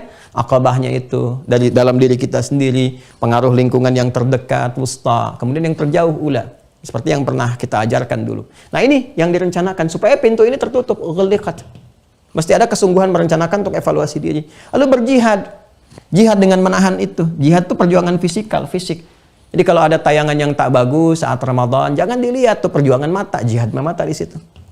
Ya, saat sahur, orang sahur istighfar kok. Sahur tuh disuruh istighfar. Kok bisa tayangan TV-nya tayangan maksiat? Tayangan mencela orang, kata-kata kotor. Anda tuh lagi istighfar, kenapa bikin tayangan yang buruk? Ya, dan ditonton lagi. Nah, ini bermasalah tuh. Jadi kita berikan dua nasihat langsung. Ya, ini juga kita berikan gambaran. Kadang-kadang kan kalau produser misalnya di program tertentu di TV itu karena belum tahu ilmunya, taunya rating aja. Rating tuh. Patokannya rating. Sehingga kadang-kadang nggak mikir dosa. Ya harusnya dilihat tuh rating dosanya berapa tuh. Rating dosanya tuh. Ya kalau dia insan beriman harus memahami ini. Jangan cuma ngejar dunia, meninggal. Bisa jadi dia begitu bagus, terus mau gajian meninggal tuh. Ya, jadi dunianya nggak dapat, dosanya dibawa tuh. Bisa begitu, hati-hati. Ya, karena itu kalau nanti saat Ramadan ada yang belum paham, terus menampilkan karakteristik yang buruk, waktunya istighfar, waktu sahar, di tayangan buruk, maka berjuang, jangan tonton, matikan TV-nya. Istighfar, buka tayangan lain yang lebih bermanfaat. Ya, buka Adidas Official waktu sahur. Ya, ada tayangan-tayangan supaya nyuruh istighfar, nyuruh dekat dengan Allah, dan itu yang dicari. Nah, itu jihadnya. Ya, jihad lisan, jangan bicara yang kotor-kotor dan sebagainya. Lisan tahan. Nah, inilah menutup pintu neraka ini. Lalu mujahadah, perjuangan mengendalikan diri, mengendalikan emosi. Ini ada babnya sendiri, yang ini tazkiyatun nafas babnya. Ya, kadang-kadang kita udah pengen ke masjid, hati masih bergolak, kan? Ada yang lain yang difikirkan, ada macam-macam. Nah, ini yang menjaga stabilitas. Jadi kalau kita udah punya rencana, dieksekusi dengan perjuangan fisik dan mampu mengendalikan emosi, wah, tinggal sabar menjalani. Wa ya'lamus sabirin. Sabar jalani, insya Allah diberikan oleh Allah petunjuk untuk memudahkan mengatasi berbagai persoalan. Nah, ini teman-teman sekalian. Nah, jadi gambaran ini ketika di sini digambarkan dengan tasydid, memberikan kesan harus ada motivasi 2 kali lipat untuk menyiapkan diri kita, ukur diri kita. Ini pendekatan yang kedua ya. Ukur diri kita, introspeksi. Kenali betul ma'rifatul insan. Kenali diri kita nih, apa yang salah, apa kebiasaan yang kurang baik. Betulkan. Ramadan momennya. Karena secara fitrah tertahan peluang-peluang buruk, ditutup pintu neraka, artinya tertahan peluang-peluang buruk, tapi ikhtiarnya nanti kembali kepada kita. Allah berikan hukum ikhtiar, ini hukumnya untuk kamu, lakukan. Ya, aku sudah tutup nih pintunya, peluangnya ditutup, tapi ikhtiarnya kamu menutupnya dengan begini, jauhi maksiat, renungkan ini. Allah kasih hukumnya. Dengan keadilan Allah, kan harus adil Allah. Ya. Nah, nanti dibuka oleh Allah peluang untuk memaafkan, membebaskan dari kungkungan neraka, dari ancaman neraka. Kadang orang terlihat kan, oh buruknya buruk banget nih, kayaknya udah jadi ahli neraka, hukuman manusia, pandangan manusia. Ya kan, persepsi manusia, tapi belum tentu. Allah membuka dengan keadilan. Hukumnya berlaku sepanjang nyawa belum sampai kerongkongan, masih ada peluang tobat untuk balik. Ya, siapa tahu tiba-tiba dia tobat, nangis, sujud, husnul khatimah, meninggal misalnya pada saat dia bertobat. Ya kan, itu bisa saja terjadi. Rahmat Allah begitu luas, jangan dibatasi dengan persepsi manusia. Nah, itu quotes hari ini. Rahmat Allah begitu luas, jangan dibatasi dengan persepsi manusia. Ya, bikin status ya. ini ya gambarannya teman-teman sekalian. Nah, ini kita baru ke sini nih. Nah, sekarang baik dari pemahaman tekstual ataupun kontekstual yang semuanya mengacu pada kesimpulan yang serupa. Pintu neraka itu ditutup, ya, dan Allah Subhanahu wa taala memberikan ikhtiar kepada manusia untuk mengoreksi dirinya sehingga menutup peluang-peluang pintu neraka dimasuki, ya, lewat sifat korektifnya untuk menjauhi perbuatan maksiat dan menahan dari berbagai perbuatan yang salah. Kembali kepada redaksi tadi, ya baghi syarri aqsir. Nah, kemudian kita kenali apa sih pintu-pintunya itu? Ya kan? Pintu-pintunya itu bagaimana gitu? Sebenarnya rumus cepatnya mudah teman-teman sekalian. Ya, mudah kalau kita ngambil, ini rumus cepat ya, rumus cepat di dalam Al-Quran nih untuk memahami segala hal dengan cepat. Jadi ini konsepsi dasarnya, setelah itu tinggal detailnya. Jadi di Quran surah 51 Adz-Dzariyat ayat 49 itu diantara konsepsi dasar untuk memudahkan memahami sesuatu. Sudah, Quran surah 51 Adz-Dzariyat ayat 49 di paling kiri di mushaf standar agak ke bawah sedikit. Wa min kulli syai'in khalaqna zawjaini la'allakum tadhakkarun. Dan segala hal, kata Allah, dengan keagunganku kami ciptakan segala hal itu berpasangan. Supaya kalian sadar, hanya aku, kata Allah, yang tidak punya pasangan. Nah, jadi di sini Allah ingin memberikan kesan tauhid yang pertama, seluruh sifat yang melekat pada Tuhan tidak boleh sama dengan makhluk. Khalik itu harus beda. Ya, totally different, 100% different, itu kan? Dengan siapa? Dengan makhluk. Jadi nggak boleh sama. Kalau ada keserupaan, ya makhluk berpotensi jadi Tuhan. Kan logikanya begitu, ya kan? Nah, jadi harus beda sama sekali. Jadi kalau manusia itu cenderung berpasangan, dan segala yang terkait dengan hukum-hukum berpasangan, misalnya dilahirkan, melahirkan, itu kan sintesa yang terkait dengan sifat-sifat keberpasangan. Jadi ada tesa, ada antitesa, tengahnya kan sintesa. Ya, ada aksi, ada reaksi, ada sebab, ada akibat, ada musabib, ada musabab, ada sebab. Itu kalau belajar ilmu mantik sedikit ya. Nah, jadi baik itu sifat berpasangan atau hukum-hukum turunan dari keberpasangan itu, melahirkan, dilahirkan, hubungan seksual dan sebagainya. Nah, Tuhan Allah Subhanahu wa taala yaitu harus dilepaskan dari semua sifat-sifat itu. Jadi kalau kita katakan Tuhan mesti berbeda betul dengan makhluk, nggak boleh sama. Nah, jadi kalau makhluknya berpasangan, Allah nggak boleh berpasangan, Tuhan nggak boleh berpasangan. Ya, atau sebab-sebab yang dilahirkan dari hukum keberpasangan, melahirkan, dilahirkan. Ya, lam yalid walam yulad. Jadi mesti betul-betul ahad. Lam yalid walam yulad. Jadi nggak boleh ada Tuhan berpasangan atau dilahirkan dari hasil keberpasangan atau dari hasil kelahiran atau melahirkan, itu nggak boleh. Ya, kenapa? Karena sifat dilahirkan itu sifat manusia, melahirkan itu manusia. Maka Tuhan nggak boleh sama. Jadi kalau Tuhan dari produk kelahiran, berarti ada peluang-peluang lain yang dilahirkan bisa dipertuhankan. Ya, dan itu nanti kontradiktif, ya, kontradiktif dengan sifat ketuhanan. Itu kita bahas di bab akidah. Yaitu dari tinjauan tauhid. Tinjauan aspek yang lain, di aspek keilmuan, mau ditarik kemudian kita dalam kehidupan, konteks kehidupan kita secara makhluk ya, dan nanti dibawa ke aspek ilmiah, kita bisa terapkan juga hukum ini. Ya, dalam kehidupan kita bisa lihat ada laki-laki, ada perempuan, ada siang, ada malam, ada besar, ada kecil. Dipasangkan itu untuk memberikan kesan keagungan dan warna harmoni dalam berkehidupan, ya kan? Nah, tinjauan ilmiahnya ini jadi dasar untuk memahami sesuatu, dasar untuk memahami sesuatu. Kalau kita ingin lihat pendalaman pada sesuatu, salah satu trik cepatnya, bahkan ini disifati dalam kaidah-kaidah ilmiah, cari lawannya, cari pasangannya. Kalau Anda ingin tahu sesuatu yang baik, cari sifat buruk. Nah, lawannya itu pasti baik. Ya, baik. Dusta itu jelek kan? Lawannya apa? Jujur. Nah, yang baik itu yang jujurnya. Apalagi ya, sombong itu kan jelek, kan? Ya, lawannya apa? Lawannya tawadhu, rendah hati. Yang baik itu yang tawadhunya.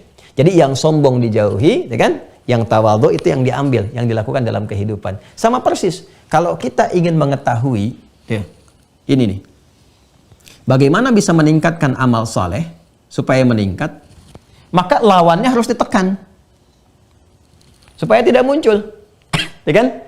Jadi kalau ini ada baik, lawan dari baik apa? Dengan mengetahui lawannya kita mengetahui hakikatnya. Dengan mengetahui lawan, kita mengetahui hakikatnya. Ini baik. Lawannya, versusnya, ya kan? Ini buruknya. Di sini ada khair, di sini ada syar. Ya kan? Di sini ada kebaikan, ini ada keburukan. Di sini ada amal saleh, di sini ada amal salah. Di sini ada taat, di sini ada maksiat. Jelas ya? Nah, jadi kalau kita, teman-teman sekalian, versi yang di sini mengumpulkan kebaikan, meningkatkan amal saleh, meningkatkan taat, sebaliknya di sini tinggal cari lawannya saja. Untuk ditekan, untuk dihindari, untuk dijauhi. Ini taat, ini maksiat, ini amal saleh, ini amal salah. Jadi tugas kita kalau di sini mengumpulkan yang soleh-soleh yang disebutkan oleh Al-Quran dan Hadis supaya dilakukan. Yang ini tugas kita mengeluarkan yang salah-salah, yang dipandang salah. Disebut maksiat. Oleh siapa? Oleh Allah dan Rasulnya dalam Al-Quran dan Hadis. Keluarkan segala jenis perbuatan, perilaku yang dipandang sebagai perbuatan yang salah, perilaku maksiat yang wajib untuk dijauhi, wajib untuk ditinggalkan. Maka itu yang kemudian menjadi pintu-pintu yang berpeluang terbuka untuk memasuki ancaman yang disebutkan, yaitu neraka. Jadi kalau di sini pintu surga dibuka dengan amal soleh, pintu neraka bisa terbuka dengan amal salah. Perhatikan kata-kata saya. Pintu surga dibuka dengan amal soleh, pintu neraka bisa terbuka dengan amal salah. Yang ini amal soleh, yang ini amal salah. Yang ini taat, yang ini maksiat. Karena itulah kemudian di sini bentuknya perintah, if'al. Di sini bentuknya larangan, la taf'al. Ini yang baik diakumulasi menjadi ma'ruf, yang ini mungkar. Yang diperintahkan if'al, perintahnya disebut dengan amr, al-amru. La taf'al, ya, jangan lakukan, larangannya disebut dengan an-nahyu. Di sini kita mendengar satu ungkapan yang terambil sebetulnya dari ayat Al-Quran, al-amru bil ma'ruf wan nahyu anil munkar. Ini rumus cepat sebetulnya, pengen masuk surga dan terjauh dari neraka. Apa paling gampangnya? Amar ma'ruf nahi mungkar. Selesai. Kerjakan yang ma'ruf, yang taat, yang baik-baik, cegah dari yang mungkar, jauhi diri kita. Ya? Baik ya? Cegah dulu dari kita. Kalau diri kita sudah tercegah, gampang untuk mensupport orang lain supaya tercegah dari keburukan, atau mengarahkan orang lain supaya terjauh dari keburukan. Jadi sebelum mencegah orang itu, cegah diri sendiri dulu supaya tidak dibalikan kepada kita. Ya, kamu jangan berkata begitu. Anda juga kemarin berkata kotor. Nah, dibalikin kan? Ya, cegah dulu dari diri kita. Ini yang dimaksud al-amru bil ma'ruf wa nahyu 'anil munkar. Jadi kalau Anda ingin mengeluarkan pintu-pintu neraka, cek dari segala jenis perbuatan mungkar. Ini. Yang salahnya apa saja. Turunan ini kemudian yang mengantarkan peluang terbukanya pintu neraka. Jadi dari sini. Ya. Baik. Kecaman-kecaman ini, nah ini kecaman nih. Kalau ini kan anjuran. Kerjakan, supportnya juga, wah, dengan nuansa-nuansa kebaikan, keindahan, pahala, dan sebagainya. Ini ancaman kebalikan, ancaman-ancamannya. Makanya kalau kita ingin mendapati, misalnya, ya, gambaran-gambaran kemaksiatan, cek ayat-ayat yang bersifat larangan, kemudian juga kecaman sifatnya. Dan langsung nanti, kadang-kadang disebutkan kalau dia perbuatannya begitu dahsyat, ini langsung ke perbuatan. Dan kadang-kadang menariknya langsung disebutkan tuh, ya, ancaman bentuk-bentuk nerakanya, ancaman bentuk-bentuk nerakanya. Yuk kita lihat misalnya, ya, cepat ya kita langsung praktekkan. Dari segi kecaman, wail. Jadi kalau Anda mendapati yang wail-wail, ya ini kan kecaman wail itu. Kecaman jadi kalau orang Arab menyebut wail itu kecaman besar. Ya, kecaman besar yang betul-betul bukan hanya menuju kepada ketidaksukaan, tapi mengecam dengan kuat, yang berpotensi dari kecaman itu melahirkan sesuatu yang celaka. Ya, makanya sering diterjemahkan dengan celakalah, ya. Wail. Jadi kalau ada kata-kata wail, itu setelahnya pasti maksiat yang harus dijauhi dan berpotensi memasukkan ke neraka. Ya, misal. Tapi harus lengkap kalimatnya ya, jangan dipotong-potong karena nanti ada wail dengan lafaz, ada wail dengan konteks. Kalau dengan konteks kalimat mesti lengkap, gak boleh dipotong. Kalau dipotong salah nanti. Ya. Contoh yang kalimat, ya, wail bersambung dengan kata langsung. Wailul lil mutaffifin. Mutaffifin. Ya. Alladzina idza iktalu 'alan nasi yastawfun. Suratnya pun surah Al-Mutaffifin dibuka dengan wail, dikecam tuh. Wailul lil mutaffifin, celaka bagi orang yang curang. Curang dari apa saja? Curang dari sudut pandang ekonomi. Ada, ya, mengurangi timbangan kan di sudut pandang ekonomi, manipulasi sesuatu. Kalau dulu pakai timbangan, sekarang kan pakai hitungan. Ya, kadang ada manipulasi. Manipulasi apa saja? Nipu sesuatu, ada gharar sifatnya, mengesankan bahwa ini terlibat di sini, ini bagus, padahal isinya jelek, gitu kan? Nah, itu wail diancam, itu celaka. Celaka tuh yang begitu. Ya. Jadi celaka itu nanti kalau sudah pakai wail, bisa jadi pembukanya di dunia. Ya, adzabul adna, kalau di surat As-Sajdah itu adzabul adna dunal adzabil akbar la'allahum yarji'un. Ya, diberi peringatan di dunia supaya ditinggalkan itu salah, itu gak benar itu. Tapi dikasih dulu, ya, akibat dari perbuatan itu. Jadi kayak nipu-nipu seperti investasi dan sebagainya, ya, tiba-tiba penipuan kan, itu celaka. Nipu itu bisa celaka, Al-Quran. Jadi kemudian apa? Diketahui terjadi, dicek oleh polisi, disita asetnya dan sebagainya. Nah, itu peringatan, jangan dilakukan lagi yang begitu, cepat tobat. Itu masih bersyukur tuh, diberikan penjelasan, salah kamu begini, perbaiki setelah itu. Nah, ini wail namanya. Ya, ada lagi dusta, wailul lil mukadzibin.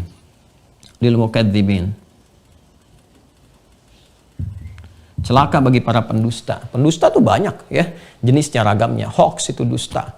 Ya, fitnah itu dusta, dusta tertinggi yang kadang-kadang menyebabkan dampak dahsyat, magnitudenya bisa melebihi pembunuhan.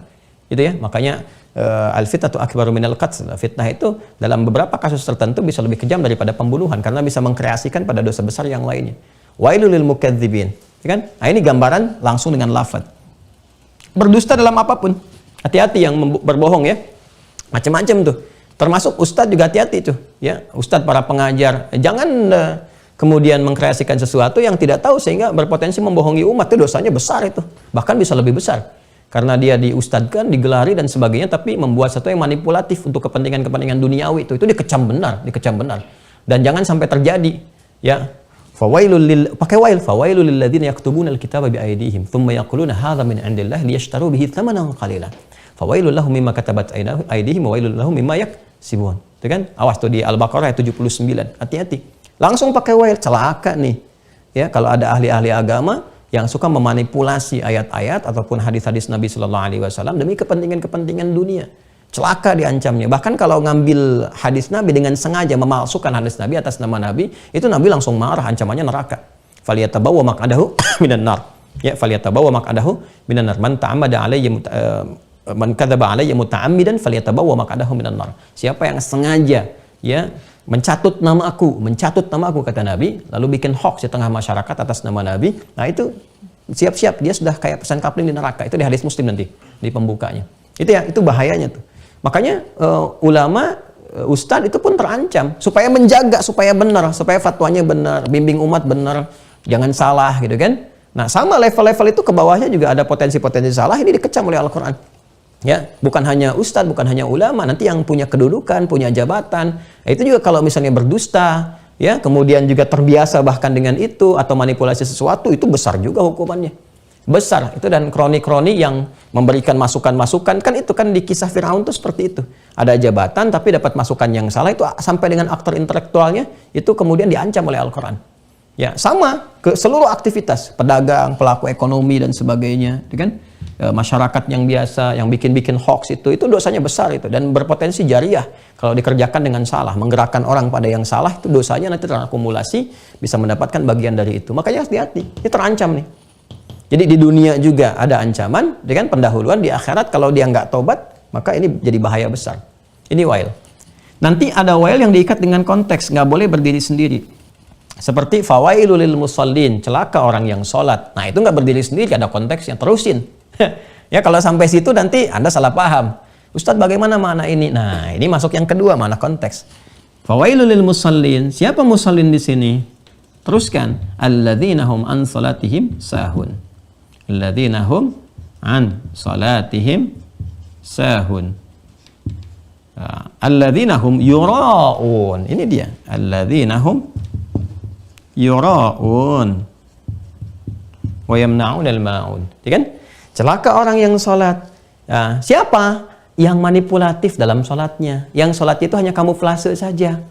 Jadi dia bukan sholat beneran. Sholatnya cuma kamuflase, pura-pura sholat.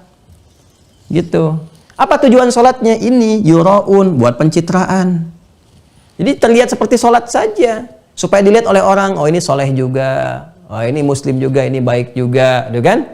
Terlihat kadang-kadang pakai perangkat seperti orang sholat. Ya udah tahu itu pakaian sholat dipakai juga. Ya, padahal sebetulnya jangankan sholat, ya iman juga tidak misalnya kan. Tapi karena ingin dapat simpati, dapat pencitraan, nah ini berpotensi celaka.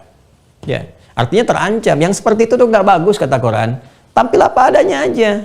Ya kalau memang nggak beriman, tuh kan, atau belum beriman, sudah tampil apa adanya. Seperti itu, jangan ada kamuflase. Jadi Quran tuh nggak menyenangi sesuatu yang tidak jujur, yang tidak baik. Apalagi sudah beriman. Kalau sudah beriman, sholat ya sholat. Jangan sholat karena ada orang, ada kepentingan dan sebagainya. Nah, ini dicela nih. Ya, dan kecelakaan pertama itu muncul dari celaan orang. Jadi kalau ini aneh ya, orang berbuat buruk udah pasti dicela. Tapi kalau Anda terlihat ibadah dicela, berarti ada yang salah. Ada yang salah itu. Ya. Anda kan sedang ibadah, kok bisa sholat, bukannya respon baik yang diterima, malah celaan yang muncul. Kok bisa? Kenapa? Kata Al-Quran, coba evaluasi. Mungkin ada yang keliru. Ini jangan dihubungkan dengan kasus-kasus tertentu ya, atau yang nampak dalam dinamika kehidupan kita. Tidak. Ini dasar yang pasti terjadi. Jadi Al-Quran tuh nyampaikan supaya nggak terjadi. Jadi saya tuh dalam rangka menyampaikan, jangan terjadi yang begini. Di Quran disebutkan. Kalau Quran sebutkan pasti nyata terjadi. Nah, kita bagi insan beriman jauhi ini. Awas ya. Dan saya juga ingatkan nih, jangan sampai dipotong-potong video lalu ini kan mau musim-musim pemilu nih, gitu kan? Ya, jadi hati-hati nih ya teman-teman. Saya juga ingatkan, saya tidak pernah mengizinkan, awas nih ya, video-video itu dipotong dengan narasi-narasi tertentu. Ya, dengan tujuan apapun tidak. Kalau mau rujuk langsung aja ke channel resminya supaya dapat konteks yang utuh. Ya, itu yang langsung dari saya ya. Jadi saya juga lihat nih sekarang udah mulai muncul ternak-ternak channel nih di YouTube itu. Mohon maaf kalau kata-katanya juga harus saya sesuaikan karena banyak itu. Ya, dan itu saya lihat ada persiapan-persiapan juga ke waktu-waktu tertentu. Jangan lakukan ya, itu tidak baik. Jangan lakukan. Ya, saya tolong sayangi dan jaga saya juga supaya saya konsisten untuk memberikan bimbingan. Jadi jangan ditarik-tarik ke wilayah-wilayah yang tidak ada hubungannya. Apalagi diadu-adukan dengan ini dan itu. Saya sangat tidak berkenan kalau saya dikasih thumbnail kemudian sampingnya perempuan atau nunjuk di versus ini versus itu. Nggak ada itu. Ya, dan dosa Anda membuat itu. Dosa. Termasuk yang motong-motong juga bikin ini. Dan sekarang kreasinya banyak. Ada yang karena takut kena ban di YouTube pakai audionya aja. Atau ngambil video-video yang telah lama, kadang direkam di mana gitu kan. Hanya tujuan-tujuan dunia itu nggak baik lah, nggak baik. Kalau mau dirujuk saja. Kalau suasananya enak, tenang, di share-share itu enak gitu. Tapi sekarang suasananya kan berbeda gitu keadaannya. Ya, Nabi sudah ingatkan akan masuk masa-masa penuh manipulasi. Tadi itu pengantar pada tatanan dunia baru. Nanti kan baru seri pertama kan akhir zaman itu kita bahas. Ya, nanti kalau sudah masuk ke bagian kedua dan ketiga akan nyata terlihat bagaimana kita mesti menyikapi kehidupan. Dan itu butuh kebijakan. Ya. Kebijakan, bukan dalam konteks menempatkan larangan untuk membatasi, bukan, tapi untuk mencegah dari keburukan yang lebih besar, gitu ya. Nah, supaya diarahkan. Kalau benar-benar niat baik kan ada prosesnya, ada kelolanya gitu. Kan kita senang semua kebaikan itu tersebar itu senang. Tapi kondisi saat ini ada kondisi-kondisi yang kita mesti bijak melihat sesuatu. Ini ya teman-teman ya. Balik lagi ke sini. Nah, ini ada kadang ungkapan dengan wail menuju kepada kecaman. Nah, ada yang sifatnya larangan. Nah, ini jelas langsung menunjuk pada pintu nih. Larangan dari satu perbuatan. Misal, la taqrabuz zina. Wala taqrabuz zina innahu kana fahisha. Wala taqrabu az-zina. Kan? Wala taqrabuz zina. Jangan dekati zina. Zina. Ya. Atau langsung disebutkan perbuatannya, muncul kecamannya. Ya kan? Innamal khamru wal maisir wal azlam wal ansabu dan seterusnya sampai ditutup dengan kalimat rizsun min amali syaitani fajtanibuhu. Ini perbuatan buruk yang diprovokasi oleh setan. Itu seperti di Al-Maidah di ayat ke-90 itu, ya. Al-Maidah ayat 90. Kalau mau diteruskan sampai 91-nya supaya kita mengerti. Ya, hati-hati. Innama yuridu syaitanu an yuqi'a bainakumul adawata wal baghdha. Setan itu pengennya kamu itu terus bertengkar, berselisih. Memendam kemudian kemarahan, memendam pertengkaran, bara dan sebagainya. Jadi kalau ada yang dikondisikan sedang terus pengen orang ribut, pengen orang berperisi, pengen orang terpolarisasi, itu sedang diprovokasi oleh setan. Kita mesti sadar itu. Jadi kalau tahu fikihnya kita ngerti, oh ini yang benar, ini yang keliru, ini yang jauhi, ini yang ikuti. Ya, ini yang dilakukan. Nah, jadi ini teman-teman sekalian, kalau kita keluarkan misalnya ada zina, ya, ada misalnya peristiwa-peristiwa untuk menyakiti sampai menghilangkan nyawa, pembunuhan. Tuh. Ini misalnya kita temukan kalau kita buka di An-Nisa ya ayat 92 ini teman-teman sekalian. Tuh. Sampai dengan ke bawahnya ditemukan bagaimana ancaman bagi dosa pembunuhan itu sampai dengan ditempatkan di neraka tanpa keluar ya. Wa may yaqtul mu'mina muta'ammidan fajaza'uhu jahannam khalidan fiha ghadiballahu alaihi wa la'anahu wa 'adda lahu 'adzaban azima. Orang yang sengaja merencanakan pembunuhan, apalagi korbannya insan beriman, ya, maka disiapkan fajaza'uhu jahannam, langsung sebutannya jahannam tuh, dan neraka tuh bagi dia. Khalidan fiha, kalau enggak taubat dia kekal di dalamnya. Ya, kemudian Allah murka kepadanya, 3 Allah murka. Udah disiapin neraka jahannam, ya kan? Yang kedua kekal di dalamnya, ketiga Allah murka kepadanya, wa la'anahu dilaknat dia, yang kelima wa adalah wa adzaban azima. Disiapkan siksa yang pedih. Biasanya kalau ancamannya semakin tinggi, maka dosanya semakin berat. Dan nanti nerakanya pun semakin dalam. Ini kita keluarin ya teman-teman sekalian. Zina, pembunuhan. Makanya ini fitrah. Coba lihat konstruksi hukum dalam hukum positif pun. Kalau ancamannya tinggi, berarti perbuatannya kan extraordinary crime. Sangat jahat, sangat berbahaya. Ya, coba kalau kasus narkoba ya kan, di pesawat aja kalau saya dari luar negeri itu mau landing itu jelas peringatannya. Konsekuensinya bisa kematian. Artinya kan apa? Sangat berbahaya. Nah, ini juga ancamannya bisa kematian. Ya, bisa kematian, seumur hidup dan sebagainya, dihukum positif ya. Nah ini kalau nggak tobat, ancaman akhiratnya nggak berhenti di dunia, ancaman akhiratnya ini juga sangat berbahaya. Makanya dikecamnya tuh tinggi. Kalau ada kecaman itu, dampaknya pendahuluannya di dunia dan puncaknya di akhirat siksaannya. Ya makanya ini kalau ada sudah seperti ini, sudah kuat, jauhi ini. Nah, zina nih, ya, pembunuhan, pencurian, as-sariq was-sariqatu faqtu aydiyahuma, kan? Nah, pencurian dengan segala jenisnya itu berbahaya. Korupsi, ya. Dan dengan segala turunannya. Ya, mencuri-curi hak orang lain, ya kan? Bisa lewat apa? Gibah, bisa lewat fitnah, ya. Gibah, fitnah dan turunannya terus ke bawah tuh. Ya, nanti ada tingkat lagi ke atasnya apa? Syirik, ini puncak tertingginya. Inna syirka la zulmun azim, syirik. Nah, ini pintu-pintunya teman-teman. Pintu ini nanti yang digunakan oleh setan, pintu maksiat ini yang digunakan oleh setan untuk menyiapkan was-wasnya dengan langkah-langkah strategis. Jadi was-was setan, bisikan-bisikan itu, bisikan yang dibangun oleh setan, itu nanti disusun strategi oleh setan. Apa strategi yang bisa menjadikan manusia terjebak pada perbuatan ini sehingga berpotensi peluang pintu-pintu neraka terbuka untuknya? Ya. Maka disusun strategi. Susunan strategi itu disebut khutwah namanya. Khutwatun. Khutwah. Ya. Jadi ada khutwah, ada khutbah. Kalau khutbah itu strategi yang terumuskan, tertuliskan. Ya, makanya orang kalau bikin karya ilmiah, misalnya skripsi, tesis atau disertasi, dia bikin khutbah. Khutbah, yaitu kerangka penulisan, susunan yang rapi, rencananya bagaimana A sampai Z-nya. Kalau rencana itu akan dieksekusi, itu khutwah namanya. Jamaknya khutwat. Khutwat bentuk jamaknya. Jadi kalau planningnya bukan cuma A sampai B sampai C, tapi ada planning sampai Z, itu khutwat. Itu yang dimaksud Quran surah kedua, Al-Baqarah, ayat 168. Ya ayyuhan nasu kulu mimma fil ardi halalan thayyiban wa la tattabi'u khutuwatis syayatin. Fala tattabi'u khutuwatis syaitan.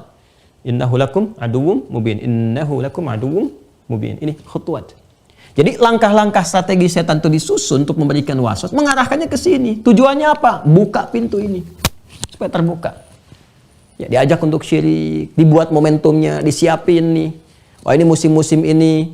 Kalau musim-musim jabatan kemudian ditawarkan, maka mulai muncul tuh partner-partner dari setan tuh dibikin strateginya, datang konsultasi ke ini, kerjakan ini, nggak sadar berbuat syirik. Ya, lama-lama sholatnya nggak dilakukan, puasa nggak dilakukan, puasa pun diarahkan pada yang nggak benar, bukan puasa untuk ibadah, puasa untuk dapat kekebalan, puasa untuk dapat ini, untuk itu, jadi diarahkan betul kepada yang buruk. Sama. Ya, nanti dia lihat pintunya nih. Pintu apa nih yang maksiatnya bisa ke zina? Panah-panahnya dari apa? Dimasukkan panah-panah setan ke sini. Kadang-kadang nanti dari yang bahkan dari ibadah tuh bisa dipelesetkan. Yang penting muncul dulu kayak ini riya nih, alladzina hum yuraun. Kelihatannya dari salat kan? Salat aja dulu. Seperti salat, masuknya lewat pintu ibadah. Tapi ada riyanya. Infak riya, Al-Baqarah 264 itu dipakai pintunya oleh setan. Ya, jadi setan tuh mengkreasikan ini. Ya, yang diarahkan desainnya untuk bisa berpeluang membuka pintu ini lewat jalur kemungkaran. Nah, menariknya, semua jenis perbuatan ini ketika diancam dengan neraka, itu oleh Al-Quran langsung dirinci. Ini potensinya nanti akan begini, potensinya akan begini. Rincian ini yang menjelaskan tentang pintu-pintu neraka. Disebut langsung pintunya. Ya, dan dengan segala tingkatan-tingkatannya. Berapa jumlahnya? Ada 7. 1, 2, 3, 4, 5, 6, 7. Dan 7 ini nanti dimaknai dengan 2 hal. Betul-betul 7 pintu, itu pemanaan pertama, gitu kan? Yang kedua dengan tingkatan, tingkat 1 sampai 7 yang paling bawah, sampai kerak nerakanya. Ya, dan nanti ada hadis-hadisnya. Ya, penjaganya itu diberikan oleh Allah kekuatan yang tingginya mencapai langit, kemudian ke bawahnya mencapai bumi. Maksudnya apa? Dari atas sampai ke bawah. Jadi menjaga semua makhluk yang masuk ke situ, nggak ada yang keluar. Nah, jadi 7 ini nanti ada yang dimaknai dari atas, makanya ada bagian atas neraka, nanti yang dihukum bagian atas. Seatas-atasnya neraka, nanti sifatnya ada di Quran. Sampai bagian bawah. Itu kan, jadi ketika ada yang dilempar, nanti masuk di bagian atas. Ada yang dilempar jatuh sampai bagian bawah. Siapa mereka? Gimana keadaannya? Nanti ada turunan. Ya, ada juga yang menyebutkan nanti pintu-pintunya itu ya seperti pintu surga 8, di pintu neraka itu 7. Ada yang masuk ke sini lempar, masuk ke sini lempar, sampai turunan ke bawah sesuai dengan kadar-kadar maksiatnya. Sekarang pertanyaannya, ini dari 7 ini apa saja? Nah, ini tugas kita untuk merinci, ya. Baik. Rinciannya besok baru kita bahas pada pembahasan berikutnya. Ya, apa saja pintunya? Nah, ada di Quran. Nanti kita turunin ayatnya. Kalla innaha ladha, ya kan? Ada nanti ashabus sa'ir. Ada apa lagi? Banyak, 7 pokoknya. Dan siapa itu golongan-golongan yang masuk ke situ? Nanti pembuat dosanya kita turunin untuk diturunkan itu supaya diketahui agar dijauhi. Ya, nanti kita kuatkan dengan hadis juga. Ya, saya sudah ada, tapi karena ini sudah penuh dan waktunya sudah habis, ya kita cukupkan dulu untuk pembahasan kali ini. Kita lanjut hari Senin, ya sabar. Jadi Sabtu Ahad nanti kita bersambung untuk sesi pendalaman dulu, dan juga ada terhubung kita dengan saudara-saudari kita yang di luar. Jadi saya Sabtu mungkin besok insya Allah kita bisa terhubung untuk pendalaman teman-teman di Mira. Hari Ahad kita tersambung juga dengan IMCV, itu ada dari Australia, kemudian New Zealand, kemudian ada juga dari Toronto dan Kanada, ada juga dari Jepang, dari Osaka. Jadi gabung semua ya untuk Ahad, dan sorenya dengan London nanti mungkin agak kebuka ya. Kita berharap lancar ya teman-teman yang sedang mengusahakan ada Masjid Indonesia pertama di London. Nanti hari Ahad sore kami terhubung Zoom untuk bisa juga mengetahui perkembangan, dan kita insya Allah supportkan apa yang bisa kita dapati informasinya. Dan terkait ini nanti insya Allah kita lanjutkan di hari Senin ya, insya Allah. Kalau nanti ada peluang untuk direkam, saya mungkin coba direkam supaya teman-teman dapat lanjutan materinya di esok atau lusa. Ini kitabnya sebenarnya sudah saya siapkan nih. Udah ada kitab-kitabnya, juga ada beberapa bagiannya, cuma waktu membatasi kita, dan papan tulis juga tulisannya terbatasi untuk dilihat. Nanti kita sambungkan berikutnya. Terima kasih. Saya simpulkan terlebih dahulu. Yang pertama, Ramadan ada momentum yang sangat penting, sangat istimewa. Pada saat itu fitrah kita digerakkan oleh Allah Subhanahu wa taala untuk dekat kepada amal saleh. Pada saat yang bersamaan pintu-pintu neraka ditutup, peluang pulang kemaksiatan itu ditahan. Karena itulah kemudian Allah memberikan ikhtiar kepada kita jalan untuk bersemangat mengoreksi diri, menutup pintu-pintu maksiat yang berpeluang ya pada terbukanya pintu-pintu ancaman berupa neraka al-jahim.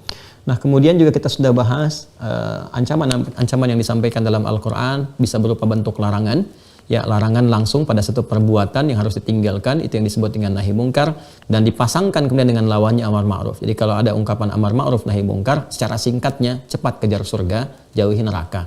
Cepat taat, jauhi maksiat. Cepat beramal soleh, jauhi amal salah. Itu bahasa singkatnya demikian.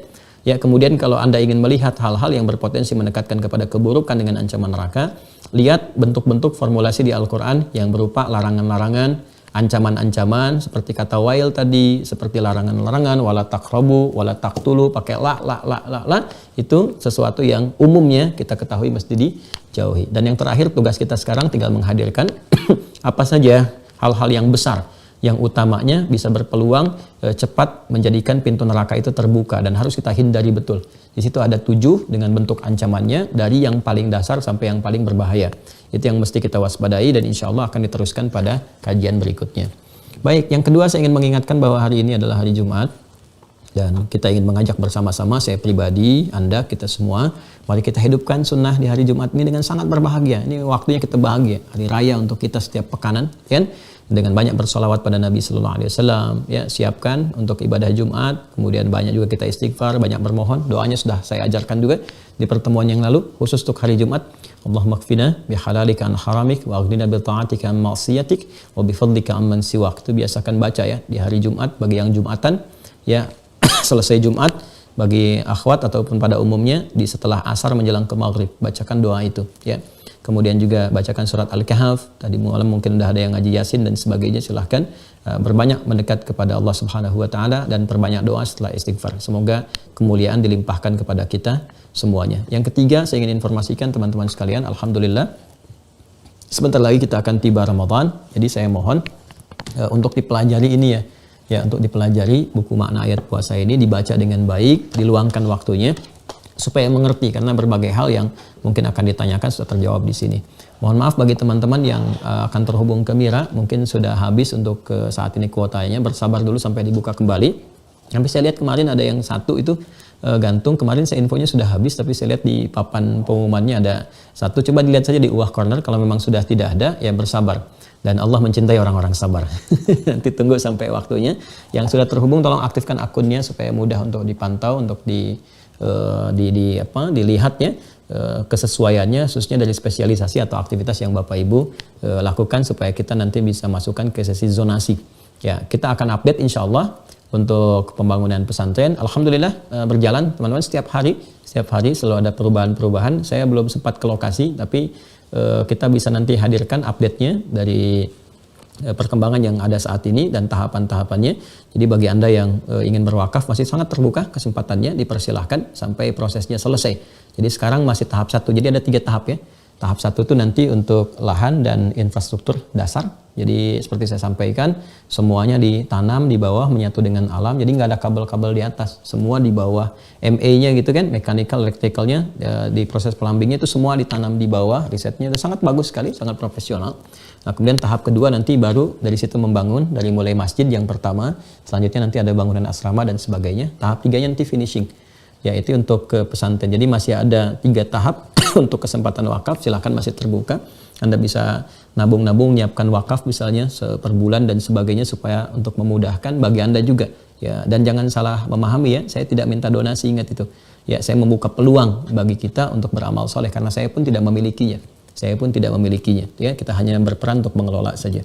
Dan untuk yang SD, AIS, Alhamdulillah itu sudah 90%, sedikit lagi. Rencananya Ramadan selesai, begitu Ramadan selesai, ya anak-anak yang sekolah itu sudah bisa berpindah secara formal di situ, dan ruangan-ruangan tertentu nanti saya juga akan gunakan untuk sesi zonasi. Jadi kalau ada undangan pertama sebelum pesantren jadi, nanti bisa gunakan aula AIS untuk bisa belajar di dalamnya.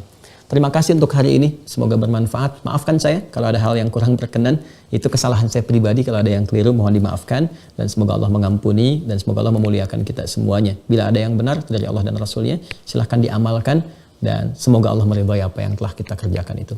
Allahumma taqabbal minna innaka antas sami'ul alim, wa tub 'alaina innaka antat tawwabur rahim.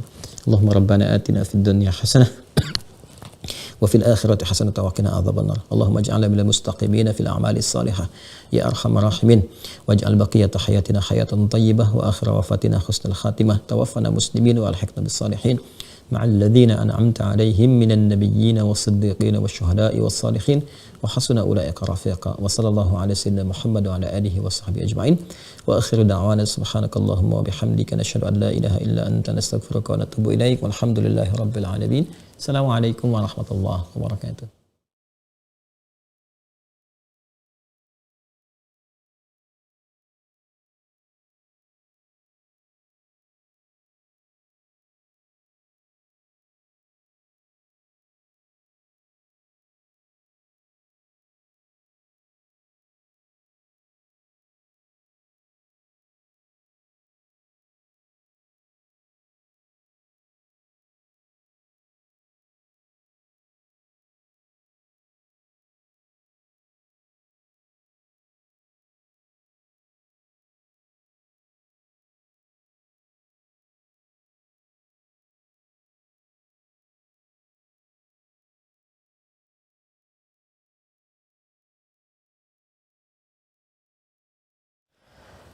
Alhamdulillahirrabbilalamin. Jazakumullahu khairan kasiron kepada guru kita semua, Ustadz Dr. Adi Hidayat LSMA.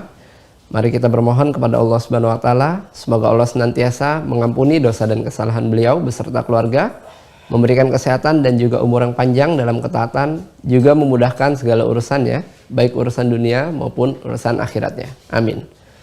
Dan tidak lupa kita bermohon kepada Allah Subhanahu wa taala, semoga Allah mengampuni dosa dan kesalahan kita semua, dan Allah menjadikan apa yang disampaikan pada pertemuan-pertemuan sebelumnya sampai dengan saat ini menjadi ilmu yang bermanfaat untuk kita semua, dan Allah mudahkan kita untuk bisa memahami juga mengamalkannya dalam kehidupan kita sehari-hari. Amin. Izin menginformasikan kembali bagi teman-teman yang sudah mendaftar dan sudah memiliki perangkat belajar Mira Institute untuk bisa mengaktifkan akunnya dengan cara login di website resmi Mira Institute. Silahkan masuk ke mira.quantumakhir.com, ditekan tombol loginnya, silahkan gunakan username-nya berupa email dan passwordnya berupa nomor telepon yang sudah teman-teman daftarkan sebelumnya.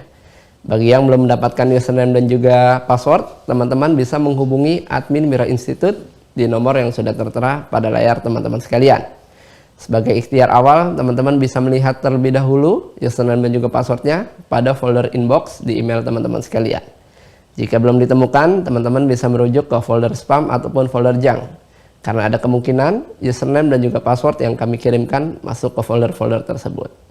Penting bagi teman-teman bisa mengaktifkan akunnya. Silakan setelah login, lengkapi data diri teman-teman sekalian agar data teman-teman bisa terbaca oleh sistem kami. Dan insya Allah jika kesempatannya sudah tiba, seperti yang sudah disampaikan untuk kajian offline, teman-teman berkesempatan untuk mendapatkan undangan.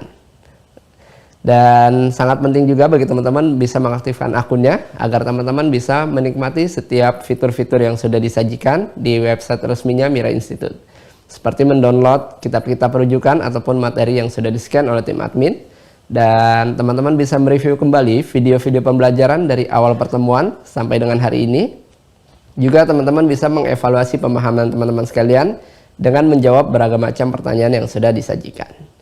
Dan bagi teman-teman yang baru tergabung, kami himbau untuk bisa mengikuti sesi pembelajaran dari awal pertemuan secara bertahap agar pemahaman teman-teman bisa lebih maksimal dan pertemuan satu dengan pertemuan lainnya bisa tersambung dan terkorelasi. Jangan lupa untuk mengikuti ujian di setiap babnya agar teman-teman bisa lanjut ke bab berikutnya dan mendapatkan kesempatan sesi Zoom bersama guru kita, Ustadz Dr. Adi Hidayat LCMA. Jangan lupa untuk join di grup resminya Mira Institute yang ada di Facebook dan juga Telegram agar teman-teman selalu update terkait informasi kegiatan di Mira Institute.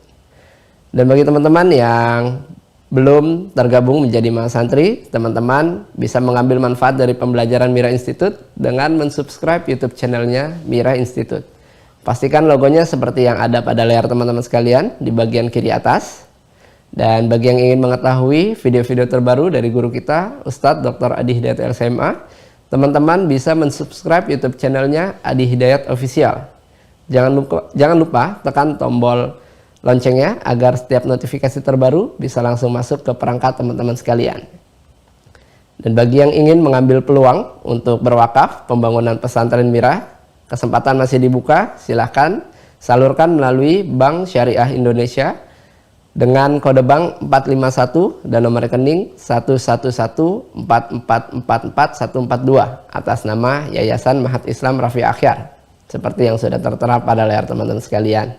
Boleh difoto atau di screenshot layarnya. Terima kasih teman-teman atas perhatiannya. Saya Fadil mewakili tim Mira yang bertugas. Jika ada hal yang kurang berkenan, kami mohon maaf. Assalamualaikum warahmatullahi wabarakatuh.